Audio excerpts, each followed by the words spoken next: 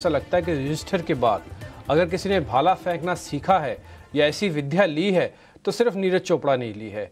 वो जब भाला फेंकते हैं ना तो आप आंख बंद कर लीजिए और आप बिना उसके ही बता सकते हैं कि ये तो गोल्ड मेडलिस्ट ही होने वाले हैं, तो जीतने वाले हैं। कल जब इन्होंने भाला फेंका जो तस्वीरें सामने आई, एक्चुअली में कई तरह की लाइंस होती हैं जिस लाइंस के अंदर वो हाइट लेंथ नापते हैं कि किस जगह तक भाला जा सकता है। तो बिल्कुल लास्ट वाली लाइन तक एक्चुअली इनका भाला पहुँचा और ये इन्होंने फिर से नया इतिहास रच दिया। नीरज चोपड़ा के बारे में क्या कहें, इनकी अपनी मेहनत और इनका अपना शौर्य ही बता देता है कि ये किस मुकाम पर अब पहुंच गए हैं। और मेरे साथ अब अजय प्रियंका है, हम अगले 2.5 घंटे आपके साथ रहेंगे, मेहमानों को कनेक्ट करेंगे, कोशिश करेंगे बाजार के बारे में भी चर्चा करें। लेकिन पहले अजय, आपका कुछ कहना है नीरज चोपड़ा की इस शानदार जीत पर? देखिए, ये जो है ना, अगर ये स्टॉक होते, अगर मैं इनको बाजार की भाषा में बताऊं तो ये अपने रेजिस्टेंस लेवल्स ब्रेक करके फ्रेश रिकॉर्ड हाई की तरफ जा रहे हैं। अभी आप देखिए कि खैर अगर आप ये देखें कि सिर्फ नीरज चोपड़ा ही नहीं, ये तो खैर बहुत ज़्यादा टैलेंटेड है, उसमें कोई देखने वाली बात ही नहीं है, लेकिन पूरे स्पोर्ट्स जगत अगर आप देखें वहाँ पे एक नया उत्साह, एक नया तरंग है। सिर्फ नीरज चोपड़ा ही नहीं, भाला फेंकना तो उनका बाएं हाथ का काल नहीं, दाएं हाथ का काम है, और गोल्ड मेडलिस्ट तो हैं ही, पहले भी ओलंपियन रह चुके हैं, अब इस बार फिर वर्ल्ड एथलेटिक्स से मिला। लेकिन मेंस रिले में भी 4x400 में हमने अपना नाम दिखाया। वो टीम एफर्ट वाला गेम है, वो थोड़ा जीवन शैली जैसा है, वो एक कंपनी चलाने जैसा है, वो एक टीम चलाने जैसा है। उसमें एक आदमी काम नहीं कर सकता, उसमें पूरी टीम को अपना पूरी मशक्कत करनी पड़ती है, अपना अपना रोल प्ले करना, तब जीतते हैं। वहां भी देखिए हमने काफी करतब दिखा दिया अपना। तो ये है इंडिविजुअल प्लेयर, एक इंडिविजुअल ब्रेकआउट, और वो है एक इंडेक्स। तो इसलिए ये स्पोर्ट्स से ना हम अपने डेली लाइफ की बहुत सारी चीजें देख सकते हैं कि अगर आपको चमकना है जिंदगी में तो पूरी टीम को परफॉर्म करना पड़ेगा, अकेले से शायद ना चल पाए। क्या कहना चाह रहे हैं डिम्पी आप?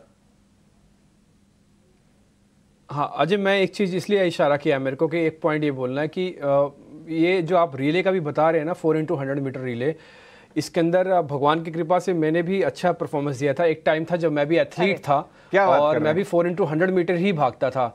तो पहले होते थे तो मेरे 4x100 मीटर का मैंने बाकायदा नेशनल खेला हुआ है। हालांकि उसमें हम सेकंड आए थे, वो एक अलग बात है, याद आ, लेकिन वो मैंने नेशनल खेला हुआ है अपने और बैडमिंटन के अंदर मैं स्टेट चैंपियन रहा हूँ। तो वेरी गुड। हाँ, वो यादें आ जाती हैं। एक्चुअली पता है क्या, आप बिल्कुल ठीक कह रहे हैं, आप बिल्कुल, हाँ आप ना अजय बात बिल्कुल ठीक कह रहे हैं। असल में होता क्या है ना, स्पोर्ट्स आपको सिर्फ खेलना और फिजिकली फिटनेस नहीं दिखाता, आपको जीवन के अंदर जितने उतार चढ़ाव आते हैं ना उसको झेलना भी सिखाता है। क्योंकि वहाँ पे हार भी होती है, जीत भी होती है, तकलीफ भी होती है, विजय भी होता है, सब कुछ होता है। वो एक ऐसा मिक्स है जो आपकी लाइफ का एकदम से सिंबॉलिक आपको दिखा देता है। बिल्कुल, बहुत बढ़िया। आपको यादें, आपके कॉलेज डेज की याद हमने ताज़ा करवा दी और स्पोर्ट्स के बारे में बात की। लेकिन अब बाजार के बारे में बात कर लेते हैं। उससे पहले प्रियंका जी बताएंगी, 2 दिन की छुट्टी मना के नहीं बोलूंगा, काम पे गई थी, बहुत कुछ स्पेशल प्रोग्रामिंग लेके आई हैं, लेकिन उससे पहले बताएंगे बाजार के ट्रिगर्स। बिल्कुल, चलिए तो उस पर तो लंबी चर्चा होगी बाद में, और बहुत सारे इंटरेस्टिंग कॉन्वर्सेशन हम अपने व्यूअर्स के लिए लेकर आए हैं, और वो भी ऐसे ग्रुप से और एक ऐसी प्रमोटर से जिनकी बहुत कम बात मीडिया में होती है या बहुत कम दिखी है वो मीडिया में। तो चलिए उस पर तो बात करेंगे बाद में, लेकिन पहले 4 बड़े ट्रिगर्स इस वक्त समझ लेते हैं। सो यूएस मार्केट से तो आपको अच्छे ट्रिगर्स मिल रहे हैं, क्योंकि बाजार ने जो रिएक्ट किया, जैक्सन होल से जो वहां से कॉमेंट्स निकल कर आए पॉवेल साहब के, वहां पर उसके बाद बाजारों ने रिएक्ट किया। आप यूएस मार्केट्स को देखें और आज एशियन मार्केट्स को भी देखें तो सब जगह आपको बढ़त दिख रही है। तो ग्लोबली मैक्रो फ्रंट पे तो आपको क्यूज इंडियन मार्केट्स के लिए स्ट्रॉन्ग दिख रहे हैं। दूसरा जो ट्रिगर हम इस वक्त चाइना से देख रहे हैं कि वहां पर शेयर ट्रेडिंग पर जो एक टैक्स है उसे घटाया गया, और जिसके चलते भी आप एशियन मार्केट्स में इस वक्त चाइना के बाजारों में तेजी देख रहे हैं। 2.5% की तेजी वहां पर आप इंडेक्स पर देख रहे हैं। एक बड़ा ट्रिगर जो आज के हेवी वेट से आना है और जिसका इंतजार बाजार को और स्पेशली मार्केट पार्टिसिपेंट्स रिलायंस की एजीएम से पहले से करना लग जाते हैं, ये अटकलें लगने लग जाती हैं कि एजीएम में आने क्या वाला है। तो आज निकल कर आएगा एजीएम में क्या बड़ी बातें होंगी, वैल्यू अनलॉकिंग पर जोर होगा ऑफ कोर्स, लेकिन देंगे क्या वो ऑन द टेबल, इसे जरूर वॉच करेंगे। और साथ ही जिस तरह से स्टील सेक्टर पर इस वक्त, मेटल सेक्टर पर एक व्यू बना हुआ है, स्टील शेयरों पर इस वक्त नजरिया क्या होगा, क्योंकि डोमेस्टिक प्राइसेस में लगभग 5 रुपए प्रति टन बढ़ोतरी की है स्टील कंपनी। तो ये तो रहे हमारे 4 बड़े ट्रिगर्स। लेकिन एक बार यूएस मार्केट्स को, ग्लोबल मार्केट्स को एक बार डिस्कस करते हैं, क्योंकि अजय बहुत ही जो एक हम इतने दिनों से सेंटिमेंट्स देख रहे थे वहाँ यूएस मार्केट्स में भी, पॉवेल साहब ने क्लियरली ये बात तो कही है, दोनों तरह की बातें कही हैं एक्चुअली। इकोनॉमिक ग्रोथ भी अच्छी दिख रही है जिसकी बाजार को बहुत ज्यादा टेंशन भी है, और दूसरी बात कि जरूरत पड़ेगी तो हम देखिए बाजार ने एक अच्छी रैली दिखाई यूएस मार्केट ने फ्राइडे को, और आज एशिया भी काफी अच्छा हरे निशान में नजर आ रहा है, क्योंकि बाजार ने उस पार्ट को लैच ऑन किया जो वो चाहता था। बाजार अगर हम देखें, ग्लोबल मार्केट ऑलरेडी काफी कॉशियस हो गए थे गोइंग इनटू दिस इवेंट, और बाजार ने इकोनॉमिक ग्रोथ मजबूत है और इसकी तरफ ज़्यादा लैच ऑन किया। इसकी तरफ लैच ऑन किया कि जब उन्होंने कहा कि स्ट्रक्चरली तो टॉप आउट हो गया है, यहाँ से घटता नजर आ रहा है इन्फ्लेशन, लेकिन ज़रूरत पड़ेगी तो और हाइक्स लेंगे। अब इसमें नया क्या है, ज़रूरत पड़ेगी तो और हाइक्स लेंगे, तो बाजार ऑलरेडी मान के चल रहा है। करेक्ट। तो इसलिए बाजार उस तरफ लैच ऑन किया कि ग्रोथ अच्छी है यूएस की, और यूएस इकोनॉमी ग्रोथ पूरी दुनिया के लिए बेटर होती है। राइट। तो वो वाला पार्ट पे लैच ऑन किया, और आज एशिया भी स्ट्रांग है। आज एशिया में ऑफ कोर्स एक एडिशनल ट्रिगर है कि जो स्टिमुलस, अलग अलग तरह के स्टिमुलस चाइना फेंक रहा है बाजार में, एक ये भी स्टिमुलस है। तो ये भी एक तरह का स्टिमुलस है कि स्टैम्प ड्यूटी बहुत कम कर दी है, तो इसलिए वहाँ के रियल एस्टेट को मदद करने के लिए। लेकिन मेरे हिसाब से ये चिंता का विषय है कि अगर इतनी पहले इतने ज़्यादा स्टीरॉइड की ज़रूरत है वहाँ की इकोनॉमी, ये सही मुझे डरा दे कि भाई कितना मामला बहुत गहरा है क्या। एनीवेज, हमारे अनुराग सिंह हमारे साथ हैं, हमेशा हमें ग्लोबल मार्केट्स का impact Indian market, emerging market में समझाने के लिए आते हैं हमारे साथ शो पे। अनुराग, गुड मॉर्निंग, बहुत बहुत शुक्रिया बात करने के लिए। अनुराग, ये पाउल साहब की कमेंट्री और यूएस मार्केट, एशिया का रिएक्शन आपको कैसा दिखाई देता है?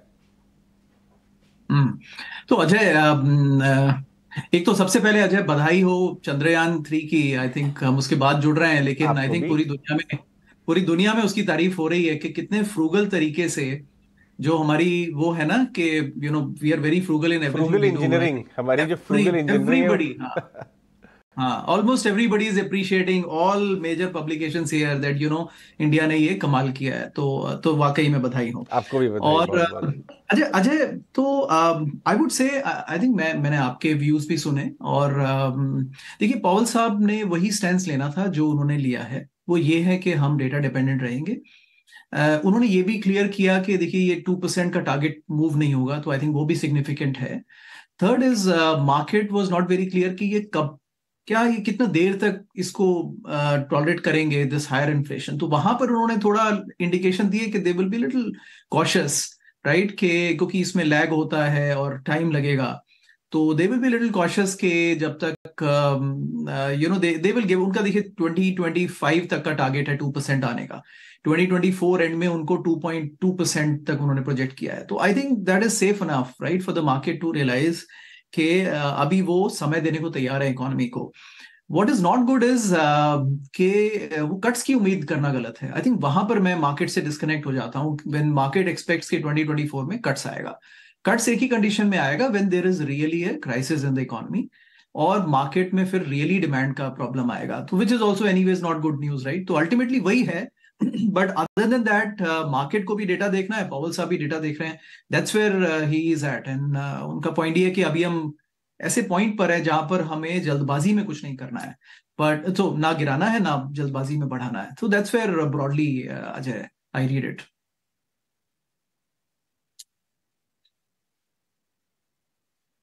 ठीक है, बहुत बहुत शुक्रिया आपका आज कार्यक्रम में जुड़ने के लिए और ये सब बताने के लिए कि इस समय जैक्सन होल से जो चीज़ें निकल के आ रही हैं, पावल साहब ने क्या बोला, उसका इस समय मायने क्या है। वापस हम आते हैं इंडियन मार्केट्स पे ही और ज़रा डोमेस्टिकली समझ लेते हैं कि इस समय बाज़ार को किस नज़र से और कैसे देखना चाहिए। आज मार्केट काफ़ी एफर्ट्स कर रहा है, लेकिन उसके पास रेजिस्टेंस तोड़ने की ताकत नहीं। दूसरा, वो सपोर्ट को भी एक बार उसने ब्रेक किया, उसने पहली बार 19,300 के नीचे क्लोज दी। ये one of the longest expiries में से एक है। 31 तारीख को डेरिवेटिव एक्सपायरी होने वाली है। तो आप जरा बताएं इस समय आप क्या रीड कर रहे हैं मार्केट में।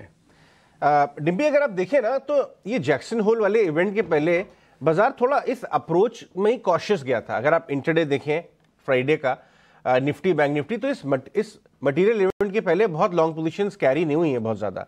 इनफैक्ट फ्लोज भी नेगेटिव साइड पे ही दिखे ओवरऑल अगर मैं देखूं तो पॉसिबल है कि आज आपको सुबह गैप अप शॉर्ट कवरिंग नजर आए। हमने देखा है कई बार पिछले 15-20 दिनों में शार्प गैप डाउन में बाइंग आती है, लेकिन सवाल ये उठता है कि फ्राइडे को मिड कैप और स्मॉल कैप भी बहुत दिनों बाद एक सेंस दे रहे थे कि वो कमजोर की तरफ जा रहे हैं। देखिए क्या होता था कि निफ्टी बैंक निफ्टी नीचे या फ्लैट, लेकिन small cap mid cap days high में बंद होते थे या हरे निशान में, लेकिन शुक्रवार को ऐसा नहीं हुआ। तो ये साइन जो है एक कमजोरी का साइन है इस इवेंट में। तो पहले तो जैक्सन होल में कुछ बहुत बड़ा नेगेटिव आया नहीं है, कॉन्ट्री पॉजिटिव थी। तो देखना ये होगा कि आज की जो ओपनिंग शुरुआत पॉजिटिव होती है उसके बाद हम कहाँ जाते हैं। 19,200 19,300 का जो जोन है, मैं उसको एक पॉइंट नहीं बोलूंगा, जोन जो बोल रहा हूं मैं सपोर्ट का, बार बार उसकी तरफ बाजार जा रहा है, सपोर्ट ले रहा है, करीब 6 से 7 बार पिछले 2 महीने में हो चुका है।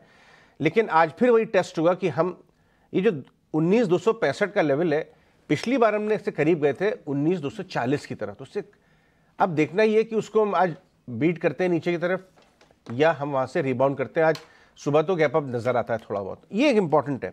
उसी तरीके से बैंक निफ्टी में 43,700-800 का जोन बहुत स्ट्रॉन्ग सपोर्ट रहा है। हम जाते हैं वहाँ से फिर हम रिबाउंड कर जाते हैं।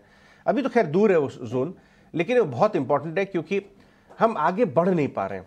फ्राइडे को हमने देखा कि बाकी बड़े स्टॉक्स भी, रिलायंस आप ले लीजिए, बहुत सारे पावर सेक्टर में फॉलो अप बाइंग नहीं थी। मिड कैप तो कमजोर थी, छोटे एक आध आपको कुछ एनबीएफसी स्टॉक्स में तेजी दिख रही है, पावर में अच्छा है। अगर आप देखें कुछ इंडिया बुल हाउसिंग जैसे स्टॉक्स 10 जहाँ पे स्पेसिफिक ट्रिगर हैं वहाँ पे तो काम हो रहा है। लेकिन फ्राइडे को मुझे पहले बहुत दिनों के बाद पहली बार एक माल छोड़ते हुए नजर आए लोग, जैसे कि उनकी पेशेंस जवाब दे रही है। इसलिए आज सुबह इस हफ्ते की शुरुआत है, मैं इन सपोर्ट लेवल्स को बहुत क्लोजली देखूंगा। देख के स्क्रीन को देख के ऐसा नहीं लग रहा है कि बहुत ज़्यादा कैपिटल लोग, ट्रेडर्स, बिग एचएनआईज कैपिटल ज़्यादा एलोकेट कर रहे हैं बाजार में, या तो पकड़ के बैठे हैं जो पोजीशन है, या फिर थोड़ा झिझक के माल निकाल रहे हैं। तो देखना ही होगा इस हफ्ते क्या ट्रिगर आते हैं। एक आरआईएल एजीएम को छोड़ के कोई बड़ा ट्रिगर है भी नहीं, एक 2-4 आईपीओ साइड मार्केट में आ रहे हैं, तो देखना ये होगा। लेकिन आपने एफएनओ डेटा में क्या रीड किया निफ्टी पे, बैंक निफ्टी पे? देखिए अजय, जो आप बात बोल रहे हैं ना, वही कुछ आपको एफ&ओ के अंदर भी दिखेगा। एक्चुअली में हो क्या रहा है, अभी हमने रोल ओवर वगैरह तो खैर अच्छे से भी आपको नहीं रखेंगे, कल बताएंगे आपको। लेकिन उसके अलावा जो इंपॉर्टेंट और डाटा है वो मैं आपको बताता हूँ। जैसे वीवैम्प है, वॉल्यूम वेटेड एवरेज प्राइस, उसके नीचे हम जाके बंद हो रहे हैं, तो ये पहला कंसर्न है। दूसरा पॉइंट, हमने थोड़ी गिरावट ऐसी देखी है अब उन लेवल्स के हिसाब से जहाँ पर आपको थोड़ा फ्रेश शॉर्टिंग आपको देखने को मिल रही है, थोड़ा अनवाइंडिंग का प्रेशर भी है। तो निफ्टी के लिहाज से बहुत इंपॉर्टेंट है। हमने ना एक चार्ट भी बनाया था आपके लिए, अगर आप वो स्क्रीन पे लेके आ पाएँ जल्दी से, तो उसके अंदर हमने आपको फॉल्स ब्रेकआउट दिखाया था। फॉल्स ब्रेकआउट होने के बाद वापस से जब आया है ना, जिस लेवल पे आया, वो गैप के साथ भी आया और सपोर्ट पे भी आया है। तो वो ना प्रॉब्लमेटिक सिचुएशन है। जैसे अभी आप कह रहे हैं ना, बार बार आप एक चीज़ को देखेंगे, वो है सपोर्ट। आपने दूसरा पॉइंट बताया, हम बार बार इस चीज़ को देखेंगे कि कितना माल छोड़ा जा रहा है, ये चीज़ें हैं। ये जो आप बिल्कुल लास्ट वाला डॉट देख पा रहे हैं ना, रेड कलर का लाइन का, ये इंपॉर्टेंट सपोर्ट पे है। तो इसलिए इसको क्रिटिकली वॉच कीजिएगा अगले 2 दिन के लिए। अगर इसके नीचे रहेगा तो बिलीव मी, आप 200-250 पॉइंट कम से कम और खाली होंगे निफ्टी पे, और डेरिवेटिव एक्सपायरी ही कर देगा आपको 31 तारीख से पहले खाली। तो कुल मिला के आपको निफ्टी के अंदर थोड़ा ट्रेड देख के लेना। और दूसरा, डिस्काउंट आ रहा है बार बार अब निफ्टी पे, जो पहले प्रीमियम में था, तो प्रीमियम टू डिस्काउंट वाली जर्नी भी ये बुरी है। और एफआईज की होल्डिंग भी 41% के आसपास हो गई, जो पहले 44-45 तक चली गई थी। तो 2 स्टॉक्स कौन से होंगे डिम्पी जो आज वॉच आउट करने हैं? देखिए, 2 स्टॉक्स पे आप ध्यान रख सकते हैं आज। उसमें पहला एक तो बैंकिंग काउंटर होगा। टिपिकली बैंक काउंटर्स के अंदर हमने एक आरबीएल बैंक निकाला है, वो आप चेक कर सकते हैं। वजह वीकली चार्ट इसकी स्क्रीन पर भी आ जाएगा, मैं रीजंस आपको बता देता हूँ। ये वीकली बेसिस पर एक ब्रेकआउट का टिपिकली कैंडिडेट है। असल में सारे शेयर्स को ना आप एक एक करके चेक करें, जैसे हम अलग अलग सब रोज शेयर्स को चेक करते हैं, तो उसमें आप देखेंगे इसने पार्टिसिपेट नहीं किया इस बार के फॉल में, चलने लगा है। इसका रिस्क रिवॉर्ड यहाँ पे काफ़ी अच्छा है, ब्रेकआउट कैंडिडेट बना हुआ है, और ये फॉल विद द इंडेक्स नहीं है, तो ये इंडेक्स से थोड़ा परे भी शेयर है। तो इसलिए आप इंडेक्स से लेकर और इंडेक्स को लेकर थोड़े दुखी है ना, तो थोड़ा इंडेक्स से परे वाला शेयर है ये। तो आरबीएल बैंक एक तेजी का शेयर हो सकता है। आप देखेंगे तो इसकी कल की क्लोजिंग भी अच्छी थी, बाकायदा हर निशान में जो हमने इसके चार्ट बनाया था वीकली बेसिस पर, वो भी काफ़ी स्ट्रांग था इसके अंदर। दूसरा शेयर हमारी लिस्ट में है, वो है टाटा केमिकल्स। एक्चुअली में टाटा केमिकल्स भी रिस्क रिवॉर्ड से बहुत अच्छा है, ये मैं सेकंड टाइम आपको बता रहा हूं। और इस बीच आपने 19,300 को वापस से टेस्ट किया, लेकिन टाटा केमिकल्स ने 1000 के लेवल को ब्रेक नहीं किया। तो इसलिए टाटा केमिकल्स पे भी ध्यान रखें, रिस्क रिवॉर्ड काफ़ी अच्छा है, टाटा ग्रुप की कंपनी है। एक केमिकल्स के अंदर एक रैली आना ड्यू है, तो इसलिए भी इसको आप शेयर को देख सकते हैं। और बेस काफ़ी स्ट्रांग है, जो कि 1000 के आसपास का, आप चाहें तो थोड़ा सेफ्टी के लिए 990 भी रख लें, लेकिन रिवॉर्ड बहुत बड़ा मिलेगा रिस्क के मुकाबले। और थोड़ी बहुत पोजीशंस में आपको ज़्यादा डिस्टर्बिंग भी नहीं है, ये पार्टिसिपेट नहीं कर रहा है इंडेक्स के साथ। तो हमने 2 शेयर ऐसे निकाले जो आपके काम आ सकते हैं। और आपको लास्ट शेयर तो अजय ने ऑलरेडी बताई दिया, इंडिया बुल हाउसिंग फाइनेंस, क्या ज़बरदस्त चला, एक ही दिन में 9%। आगे बढ़ते हैं और अपने पैनलिस्ट को भी बातचीत में जोड़ते हैं। प्रशांत सावंत, मितेश पंचाल और सोनी पटनायक तीनों हमारे साथ आ चुके हैं। सोनी पटनायक, आपको पता है शायद या नहीं, आप जो है प्रियंका के साथ ट्विनिंग कर रही हैं आज सुबह, ऑलमोस्ट सेम कलर की जैकेट, क्या बात है, क्या बात है, बहुत बढ़िया, लेमन कलर। चलिए देखिए, आपको बाजार में एक कहावत है कि अगर जिंदगी आपकी तरफ लेमन फेंके ना तो आप उसका लाइम जूस बना के आराम से एंजॉय करिए। तो बाजार में क्या, जीवन में भी ऐसा ही है। चलिए आप ही तो शुरुआत करते हैं। सोनी जी बताइए, निफ्टी बैंक निफ्टी के level, specially data backed F and O side पे क्या दिख रहे हैं आपको?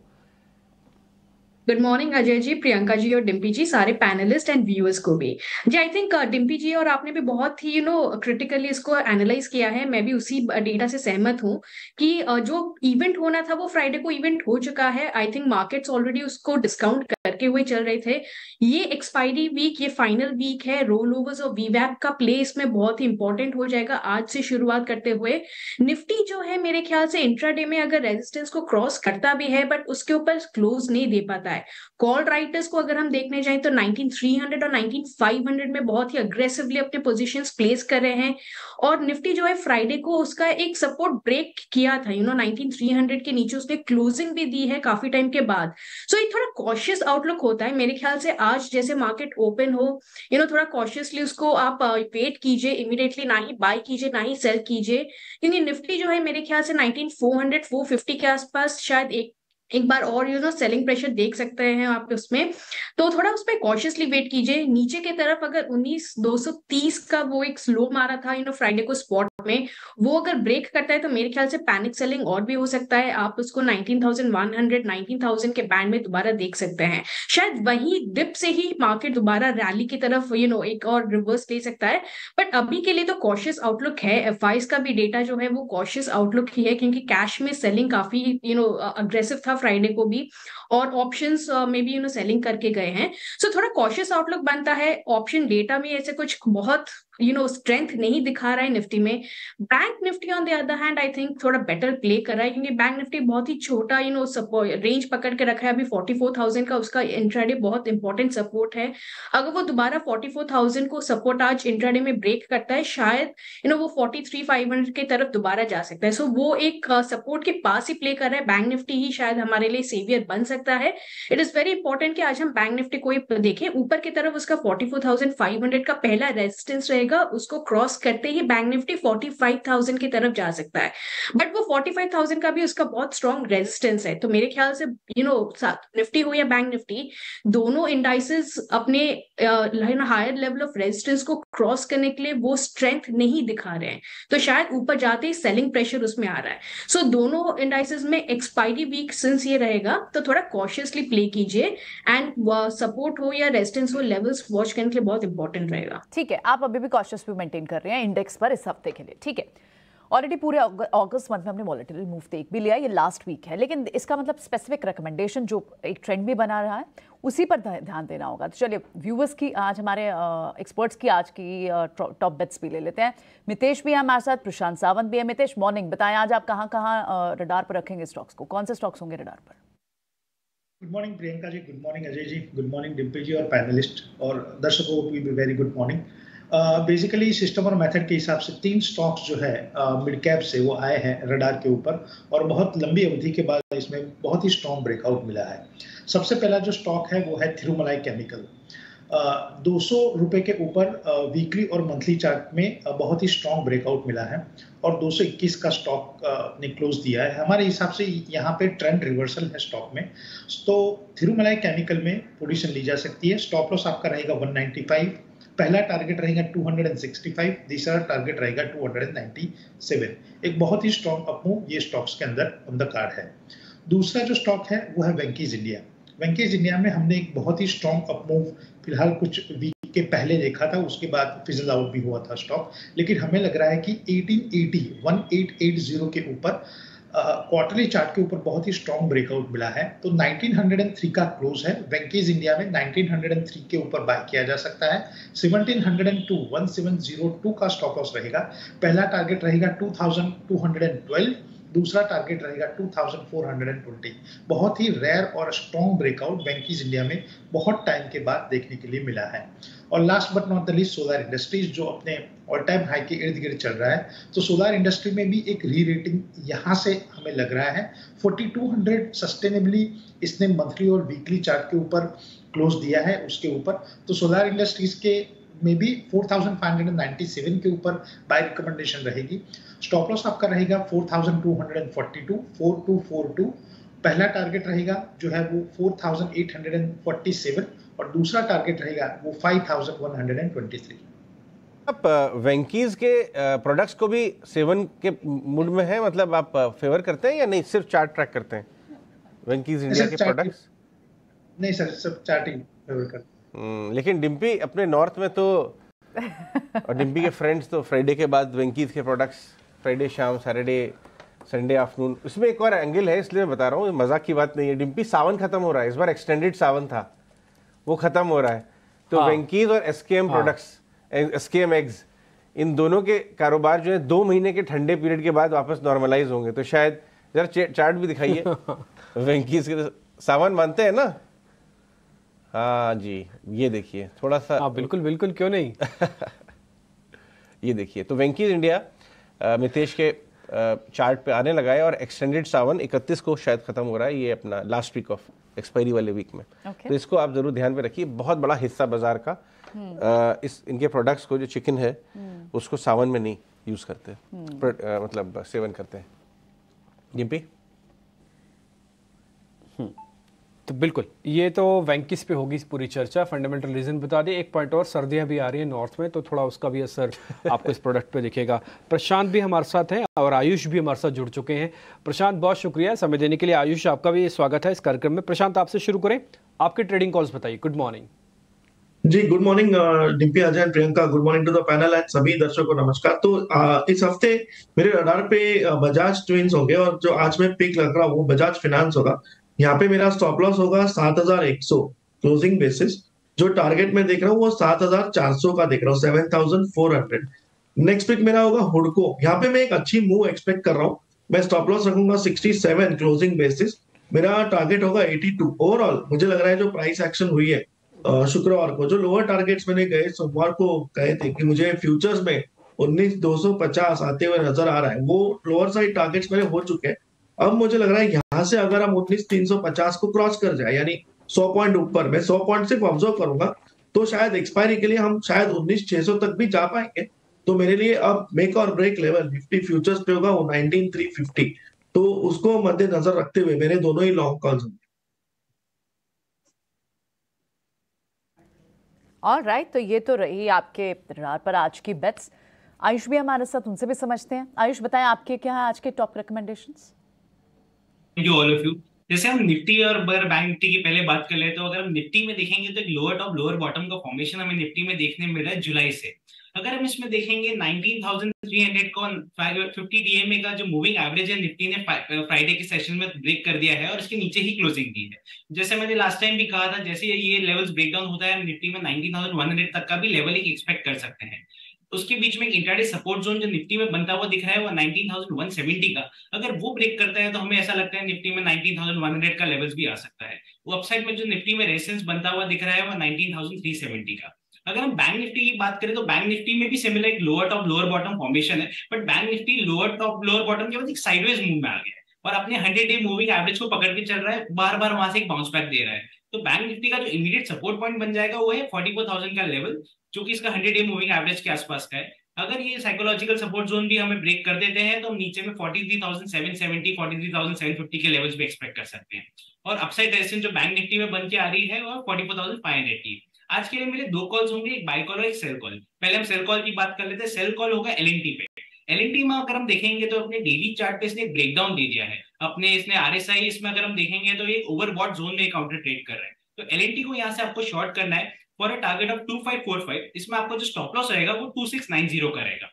सेकंड कॉल होगा मेरा बाय कॉल, वो है एशियन पेंट्स पे। एशियन पेंट्स में अगर हम देखेंगे तो डेली चार्ट में बहुत अच्छा राउंडिंग बॉटम फॉर्मेशन है, और अगर इसमें अगर हम आरएसआई देखेंगे तो ओवरसोल्ड में चल रहा है और इसमें पॉजिटिव आरएसआई क्रॉस ओवर है, प्लस अपने एवरेज का बहुत अच्छा सपोर्ट लेके चल रहा है और इंट्राडे ट्रेंडलाइन सपोर्ट से इसने बाउंस बैक दिखाया है। तो एशियन पेंट्स को यहाँ से बाय करना है फॉर अ टारगेट ऑफ 3350। यहाँ पे जो उसका सपोर्ट जोन का स्टॉप लॉस होगा वो 3200 का होगा।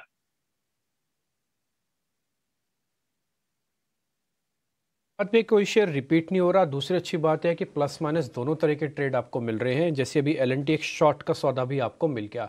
आगे बढ़ते हैं। सोनी, आपके ट्रेडिंग कॉल्स कौन सी हैं आज के? ये मेरा दोनों बाय की तरफ रहेगा। एक है परसिस्टेंट।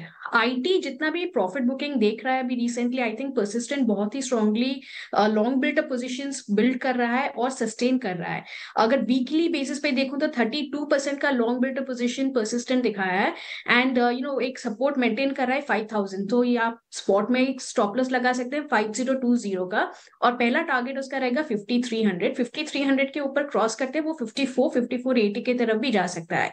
मेरा दूसरा बाय रहेगा हिंद पेट्रो। हिंद पेट्रो में बहुत ही कंटिन्यूसली लोअर फॉर्मेशन हमने देखा है, लाइक सपोर्ट पकड़ के रखा है 259 258। तो एक बहुत ही रिस्क फेवरेबल रिवॉर्ड है। यहाँ पे आप 255 का स्टॉप लॉस लगा सकते हैं। पहला उसका एक हर्डल है 270। तो मेरे ख्याल से अगर वो थोड़ा सा क्रॉस कर सकते हैं तो 274 का उसका पहला टारगेट आप देख सकते हैं। 274 के ऊपर सस्टेन करते हैं उसका दूसरा टारगेट रहेगा 280। चलिए, ये तो कुछ ट्रेडिंग आइडियाज हमारे सारे पैनलिस्ट के हो गए, लेकिन एक स्टॉक जो आज खास चर्चा में रहने वाला है वो है जियो फाइनेंशियल्स। क्यों? क्योंकि शुक्रवार को जियो फाइनेंशियल्स में बाइंग दिखाई दी। 5 दिन के सर्किट लगने के बाद, डिटेक्टर साहब अगर आप इसका लंबा चार्ट भी लेके आए तो इसमें बाइंग दिखाई दी। पहले ये नीचे का सर्किट जो था वो रिवर्स हुआ, स्टॉक फ्लैट हुआ, ऊपर का सर्किट भी गया 4% ऊपर तक, उसके बाद भी हरे निशान में बंद हुआ। एक इंपॉर्टेंट ब्लॉक डील ये दिखा रही है कि मोतीलाल ओसवाल फाइनेंशियल सर्विसेज का जो AMC है, उन्होंने इसके अंदर बाजार से करीब 3.25 करोड़ शेयर खरीदे हैं। इसके ऊपर एक खास चर्चा हम लेके आएंगे। उससे पहले एक चार्ट चेक तो मुश्किल है इसके ऊपर, जब तक फंडा गेस्ट आएंगे तब हम डिस्कस करेंगे, क्योंकि अभी 5 दिन का तो चार्ट बना ही है। लेकिन जियो फाइनेंशियल पे आपको खरीदना चाहिए क्या इस भाव से माल? अगर मोतीलाल ओसवाल AMC खरीद रही है तो कुछ सोच विचार के खरीद रही होगी। एक फ्लोज के ऊपर, कितने फ्लोज बाकी हैं, पैसिव फंड्स के आउटफ्लो कितना बाकी है, आपको कैसे टाइम करनी चाहिए अपनी परचेज अगर आप इच्छुक हैं स्टॉक के अंदर, ये सारी बात हम थोड़ी देर में आपके लिए एक स्पेशल लेके आएंगे। लेकिन हमारे साथ हमारे दूसरे सहयोगी आ चुके हैं, हमारे रिसर्च कॉलीग्स हमारे साथ हैं और आपको बताएंगे स्टॉक से न्यूज़, ब्लॉक डील, ढेर सारी काम की जानकारी। शुरुआत करेंगे शरद से। शरद, बताइए क्या लिस्ट है आपकी? जी बिल्कुल, सबसे पहले पिरामल एंटरप्राइजेस फोकस में रहने वाला, और यहाँ पे आज एक अनाउंसमेंट आ सकती है जहाँ पे ओवरऑल एक लेंडिंग एग्रीमेंट जो है जियो फाइनेंशियल सर्विसेज के साथ अनाउंस हो सकती है। इसके अलावा दूसरा स्टॉक फोकस में रहेगा पेटीएम, और लास्ट ट्रेडिंग सेशन में एंटफिन ने 3.6% स्टेक की बिकवाली की, लेकिन जो अब्जॉर्प्शन आया है वो बड़े दिग्गज प्लेयर्स हैं जैसे कि सोसाइटी जनरल, मॉर्गन स्टैनली ने जो है एक्वायर किया। उसके अलावा स्टील स्टॉक्स भी फोकस में रहेंगे, JSW स्टील और टाटा स्टील। और यहाँ पे जो है भारत के जो प्राइमरी स्टील मिल्स हैं उन्होंने रीबार प्राइसेस को लगातार तीसरी बार जो है दाम बढ़ोतरी देखने मिली है। KRBL और LT फूड्स भी आज फोकस में रहने वाले हैं, क्योंकि भारत में जो है गवर्नमेंट ने $1200 प्रति टन का जो है मिनिमम एक्सपोर्ट प्राइस लगा दिया है बासमती राइस शिपमेंट्स में, और ये कंपनी जो है बासमती राइस शिपमेंट्स में भी आती है। हालांकि याद रखिए इनके जो कॉन्ट्रैक्ट्स होते हैं एक्सपोर्ट्स के वो लॉन्ग टर्म होते हैं और वो most of the positions hedged होते हैं। हालांकि सेंटिमेंटली नेगेटिव न्यूज़ ज़रूर है। अब इंडोस्टार कैपिटल फाइनेंस के बारे में बात करें तो यहाँ पे जो उनकी लेगेसी कॉर्पोरेट लोन है उसको एसेट रिकंस्ट्रक्शन कंपनी में ट्रांसफ़र किया है, और इसका टोटल वैल्यू जो है लगभग 915 करोड़ रुपये का है। अतुल ऑटो में भी फोकस रहने वाला है। यहाँ पे विजय केडिया प्रमोटेड एंटिटी ने लगभग 1.45% स्टेक की एक्विजिशन फिर की है, और अब जो है इनका ओवरऑल इक्विटी होल्डिंग जो 15% के ऊपर है। और इसके अलावा इनके शेयर वारंट्स भी हैं जो कन्वर्ट हो सकते हैं आगे जाते हुए।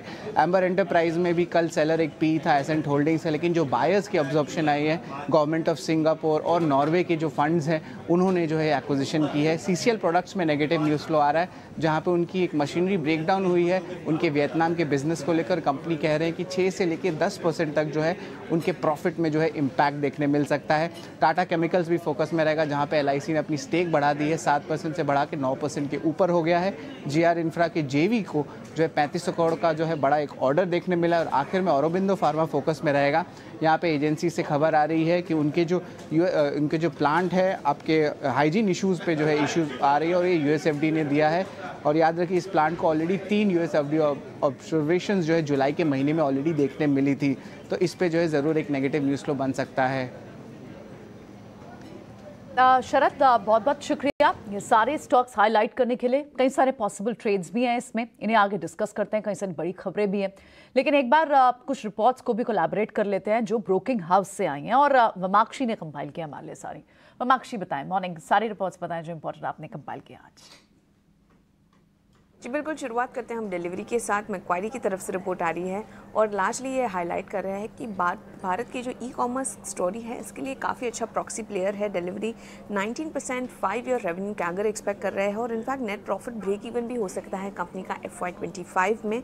इसके अलावा EBITDA मार्जिन भी कंपनी के सुधरते हुए नजर आ रहे हैं और ओवरऑल उनकी बैलेंस शीट जो है वो नेट कैश बैलेंस शीट है, जिसके चलते डिलीवरी को एक काफ़ी कॉम्पिटिटिव एज मिलती है। तो all in all in positive factors के चलते मैक्वायरी ने डिलीवरी पर आउट परफॉर्म की राय को बरकरार रखा ही, मगर अपना टारगेट प्राइस उन्होंने बढ़ाकर 520 रुपये प्रति शेयर पर कर दिया है।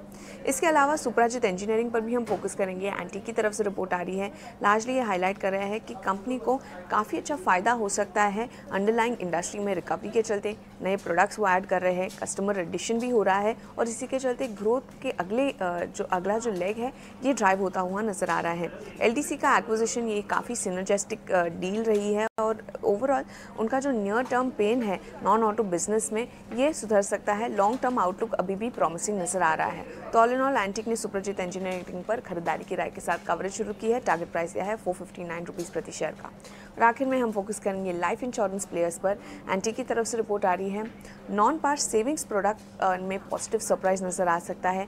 रिटेल प्रोटेक्शन में अर्ली साइंस ऑफ रिकवरी नजर आ रही है और एन्युइटीज़ में मल्टी ईयर ग्रोथ अपॉर्चुनिटीज़ नजर आ रही है। प्रोडक्ट इनोवेशन और नए अपॉर्चुनिटीज़ के चलते हायर ग्रोथ का पोटेंशियल तो है ही, वैल्यूएशंस भी काफ़ी रीजनेबल है और इनफैक्ट BNB के पास अभी भी पोटेंशियल है कि वो दुगना हो सकता है इन सारी कंपनीज़ के लिए अगले 4 से 5 साल में।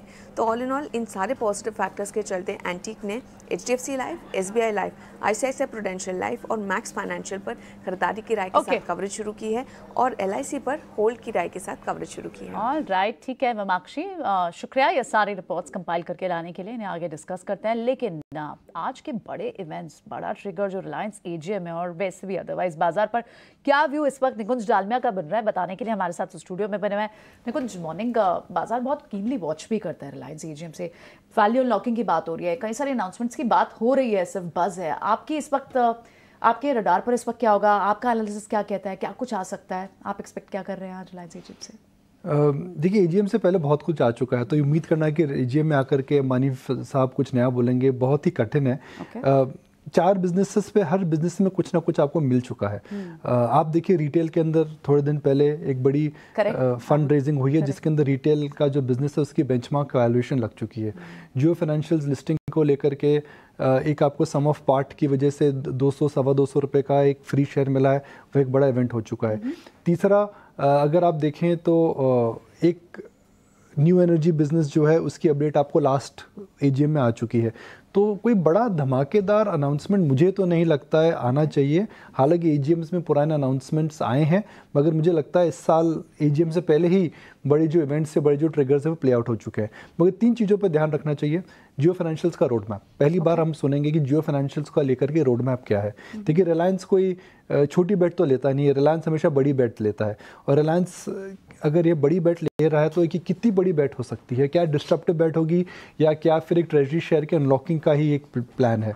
क्योंकि आज अगर बैलेंस शीट साइज से आप देखें तो रिलायंस जियो फाइनेंशियल जो है हिंदुस्तान की शायद 4थी या 5वीं नंबर NBFC हो जाएगी purely in terms of the size what they have.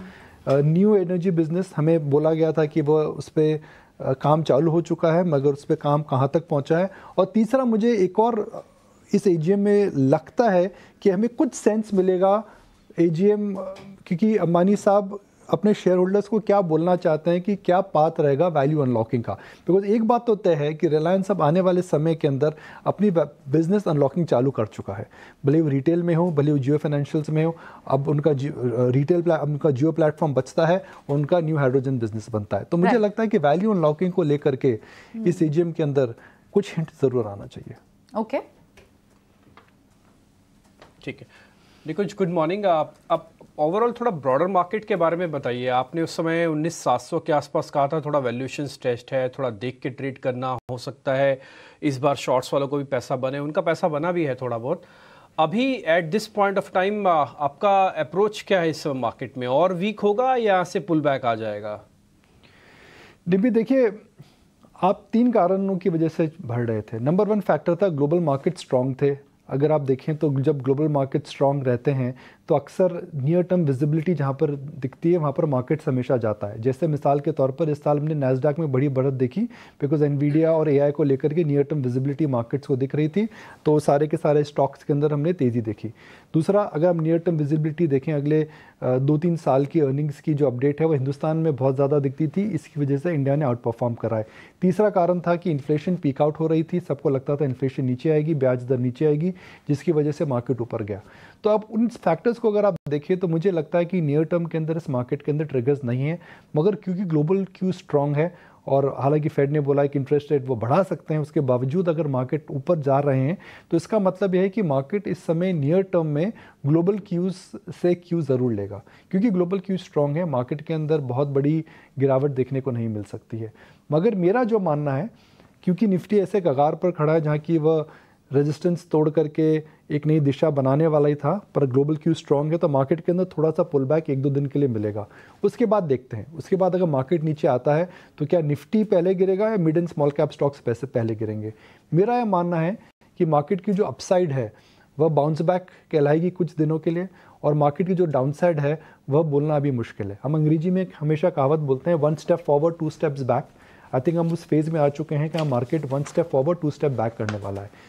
जो दिशा अप्रैल मई जून में थी वह थी 3 steps forward and no step back, मगर अब मार्केट 1 स्टेप फॉरवर्ड और 2 स्टेप्स बैक है। तो हम 1 कदम आगे लेते हैं, 2 कदम पीछे जा रहे हैं। आई थिंक हम उस फेज ऑफ मार्केट में है अभी।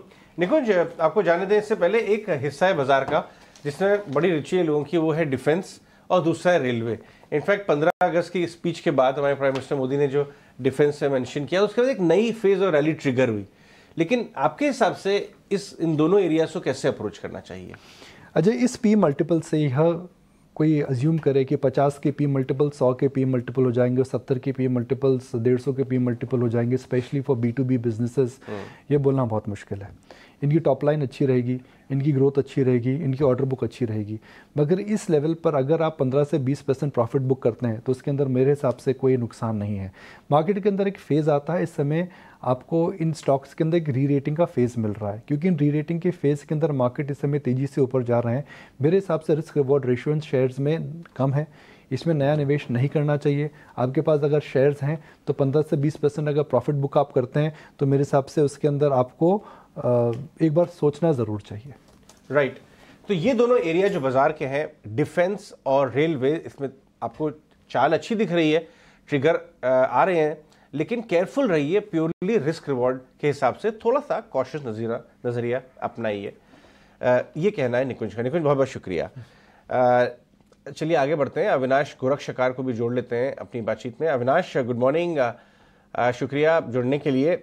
चलिए इसी से आगे चलते हैं। ये डिफेंस और रेलवे स्टॉक्स में जो ये लास्ट लेग ऑफ रैली आ रही है, जैसे निकुंज कह रहे थे, वो कॉशन का एक साइन है, क्योंकि चल चुके हैं, काफ़ी ज़्यादा खिंच गए हैं, इनके ऑर्डर बुक्स थोड़ा लंपी होते हैं, एक सबमरीन को 10-10 साल लगते हैं पूरा बनने में, तो अर्निंग्स में आने में समय लगेगा। लेकिन बाजार अभी भी बहुत एक्साइटेड है पूरे डिफेंस स्टॉक का और इवन रेलवेज का। आपकी क्या राय है? कोई पर्टिकुलर नाम आपको जो पसंद है, जो आप पुल बैक्स में लेने पे रेकमेंड करेंगे? क्या गुड मॉर्निंग अजय। देखिए, मुझे लग रहा है कि आपने सही कहा कि डिफेंस और रेलवे इंफ्रा थीम के जो स्टॉक्स हैं वो डेफिनेटली लॉन्गर टर्म में तो अच्छे लग रहे हैं, लेकिन शॉर्ट टर्म में वैल्यूएशंस थोड़े से स्ट्रेच जरूर लग रहे हैं। अगर डिफेंस स्टॉक्स की बात करें तो देखिए, पिछले हफ्ते भारत इलेक्ट्रॉनिक्स को करीबन 3,200 करोड़ का नया ऑर्डर मिला है। तो मुझे लग रहा है कि अगर हम सारे डिफेंस स्टॉक्स को देखें और भारत इलेक्ट्रॉनिक्स को देखें तो रिलेटिवली बीएल एक अंडर परफॉर्मर है, अभी भी वैल्यूएशंस रीजनेबल है। तो मुझे लग रहा है कि देखिए, अगर किसी को लंबी अवधि के लिए खरीदना ही है तो BL can be a good bet. यहाँ पे मुझे लग रहा है कि कंपेयर टू माझगांव डॉक या गार्डन रीच या टिपिकली कोचिन शिपयार्ड, यहाँ पे जो स्टॉक्स तेजी से भागे हैं, यहाँ पे डेफिनेटली रिस्क रिवॉर्ड काफी अच्छा हो सकता है। और रही रेलवे थीम पे, तो देखिए जो वैगन की कंपनियां हैं, जैसे कि टीटागर वैगन है, जुपिटर वैगन है, वहां पे मुझे लग रहा है कि कोई गिरावट अगर आती है तो ही खरीदने का मौका समझना चाहिए, क्योंकि स्टॉक्स बहुत तेजी से भागे। हालांकि रेवेन्यू विजिबिलिटी अगले 1.5-2 साल के लिए बहुत स्ट्रांग है, बट वैल्यूएशन सस्ते नहीं है। तो आई वुड से दैट यहाँ पे एक अच्छा स्पेस है, इन्वेस्टर्स को डेफिनेटली अपने पोर्टफोलियो में ये स्टॉक्स इंक्लूड करना चाहिए, बट बाय ऑन डिक्लाइन की स्ट्रेटेजी अडॉप्ट करें, क्योंकि जैसे आपने कहा कि ये स्टॉक्स में बहुत ज्यादा मल्टीपल तेजी हो चुकी है, तो यहाँ पे करंट प्राइस नहीं बट लोअर प्राइस पे बाय ऑन डिप्स की स्ट्रेटेजी यूज करें तो अच्छा खासा रिस्क रिवॉर्ड उनको मिलेगा।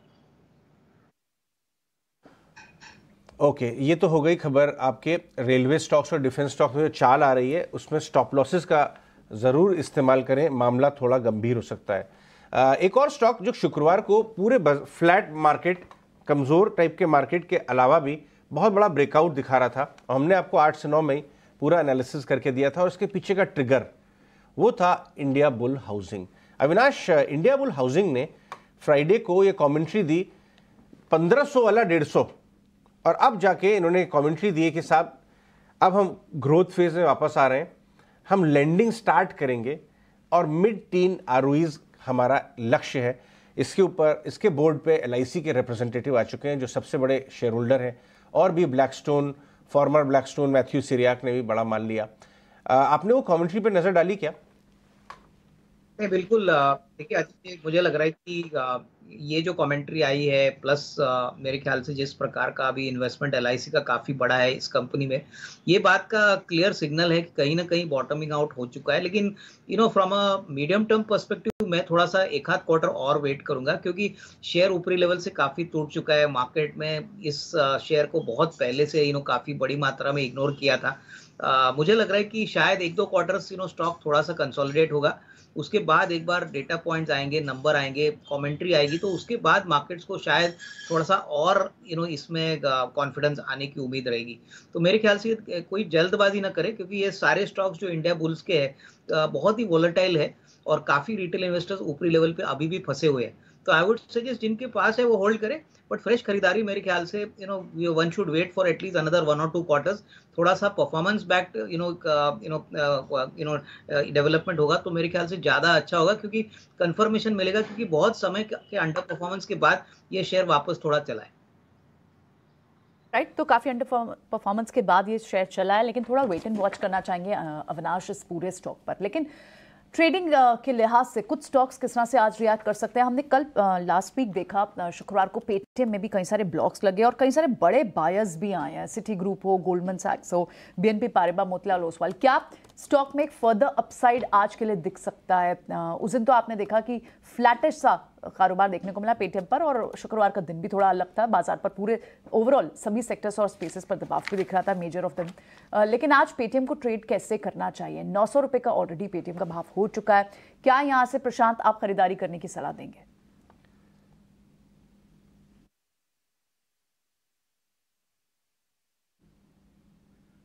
प्रियंका, मैं अगर पेटीएम की तरफ देखूं तो यहाँ पे एक रेजिस्टेंस की तरफ ये ट्रेड कर रहा है, ऑलमोस्ट 900 से लेके 940। मुझे लग रहा है यहाँ पे अगर कोई खरीदना चाहे, मैं पर्सनली इसमें इंटरेस्टेड नहीं हूँ, बट अगर कोई खरीदना चाहे तो उनको जो स्टॉप लॉस रखना होगा वो 865, 865, वो हिसाब से क्वांटिटी प्लान करनी होगी। 865 के नीचे अगर ये क्लोज हो जाए तो एग्जिट करना होगा। यहाँ से अगर ये स्टॉक पिकअप होके अगर 920 के लेवल को क्रॉस कर जाए तो आपको कंफर्टेबली 960 तक के लेवल दिख सकते हैं। तो जो इंटरेस्टेड हो, जो लेवल मैंने कहा हुआ है 865, तो कोई भी डिप मिले 865 के जितने नजदीक आए वो स्टॉप लॉस रख के आप इसको खरीद सकते हो। और ओवरऑल फर्स्ट टारगेट 925, 930, बट उसके ऊपर आपको 960, 980 तक के लेवल दिख सकते हैं। ठीक है, और राइट, 960 तक के लेवल्स आप पेटीएम पर देखते हैं, तो यहां से आप बाय करने की रिकमेंडेशन दे रहे हैं। दूसरे कुछ और बल्क्स और ब्लॉक डील डेटा में अगर जो दूसरे स्टॉक सामने निकल कर आए, अतुल ऑटो हमने यहां देखा, यहां पर भी केडिया सिक्योरिटीज ने अपना स्टेक बढ़ाया है, लगभग 4,30,000 शेयर खरीदे हैं। अतुल ऑटो लास्ट वीक हमने देखा भी था कि वहां पर अच्छी मूव देखने को मिली थी। 3.5% की तेजी, लगभग 4% की तेजी शुक्रवार को भी थी, और ये चला है पिछले हफ्ते भी। मिथिलेश, ये स्टॉक का क्या इसमें और फर्दर अपसाइड दिखता है आपको? यहां से लेंगे आप स्टॉक? आपने सही बताया कि बहुत ही स्ट्रॉन्ग एक अप मूव आ गया है, तो मेरे हिसाब से कंसोलिडेशन होगा यहाँ पे। सो एज ऑफ नाउ अगर बाय करना है तो थोड़ा पॉज करेंगे, क्योंकि मेरे हिसाब से एक बार स्टॉक जो है वो 420 से 430 के बीच में आना चाहिए। So not in a hurry to buy the stock right now, probably the right range is 420 to 430। तो इसके लिए मैं वेट एंड वॉच करूंगा, क्योंकि यही कैटेगरी में जो है वो दूसरे स्टॉक जो है अवेलेबल वो अच्छे से ब्रेकआउट्स लेवल पे अवेलेबल है, और ये स्टॉक काफी रन अप हो चुका है। तो I will wait and watch for Atul auto.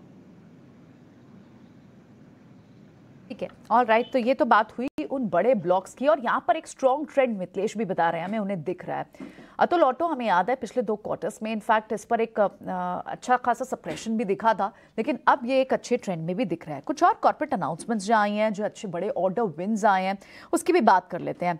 BHEL को भी एक ऑर्डर मिला है, लगभग 4200 करोड़ का, 2200 करोड़ का लगभग ऑर्डर मिला है। क्या BHEL जो एक अच्छी मूव दिखा रहा था पिछले हफ्ते, थोड़ा सा सॉफ्ट जरूर हुआ है, 10-11% की मूव और 110 के आसपास भी चला गया था, वहां पर इस वक्त किस तरह से टेक्निकल पैटर्न दिख रहे हैं BHEL पर? सोनी आप बताएं एक बार। ये BHEL में अगर मैं देखूं तो स्ट्रॉन्ग तो है ही, बट एक रेजिस्टेंस पे ही उसने थोड़ा बहुत उसका सेलिंग प्रेशर वहां से देखने को मिला है, लाइक 110 113 के उस रेंज में। सो मेरे ख्याल से 100 का उसका बहुत ही स्ट्रॉन्ग सपोर्ट है। आप इसको अक्यूमुलेट कर सकते हैं थोड़ा एक डिप में, अराउंड 102 के आसपास आप इसको ले सकते हैं। 100 का इसका स्ट्रॉन्ग सपोर्ट है, तो 99 का आप इसमें स्टॉप लॉस लगा सकते हैं। मेरे ख्याल से बाउंस बैक कर सकता है, दोबारा वो 110 की तरफ जाएगा।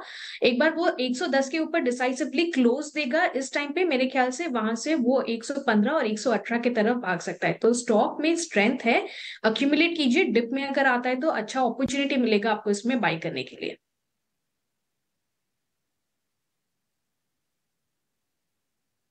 पढ़ते हैं, एक इंपॉर्टेंट ब्लॉक डील हमें देखने को मिली थी जियो फाइनेंशियल्स में फ्राइडे को, और वो ये हुई कि 5 दिन के डाउन सर्किट के बाद हमने जियो फाइनेंशियल में बाइंग देखी।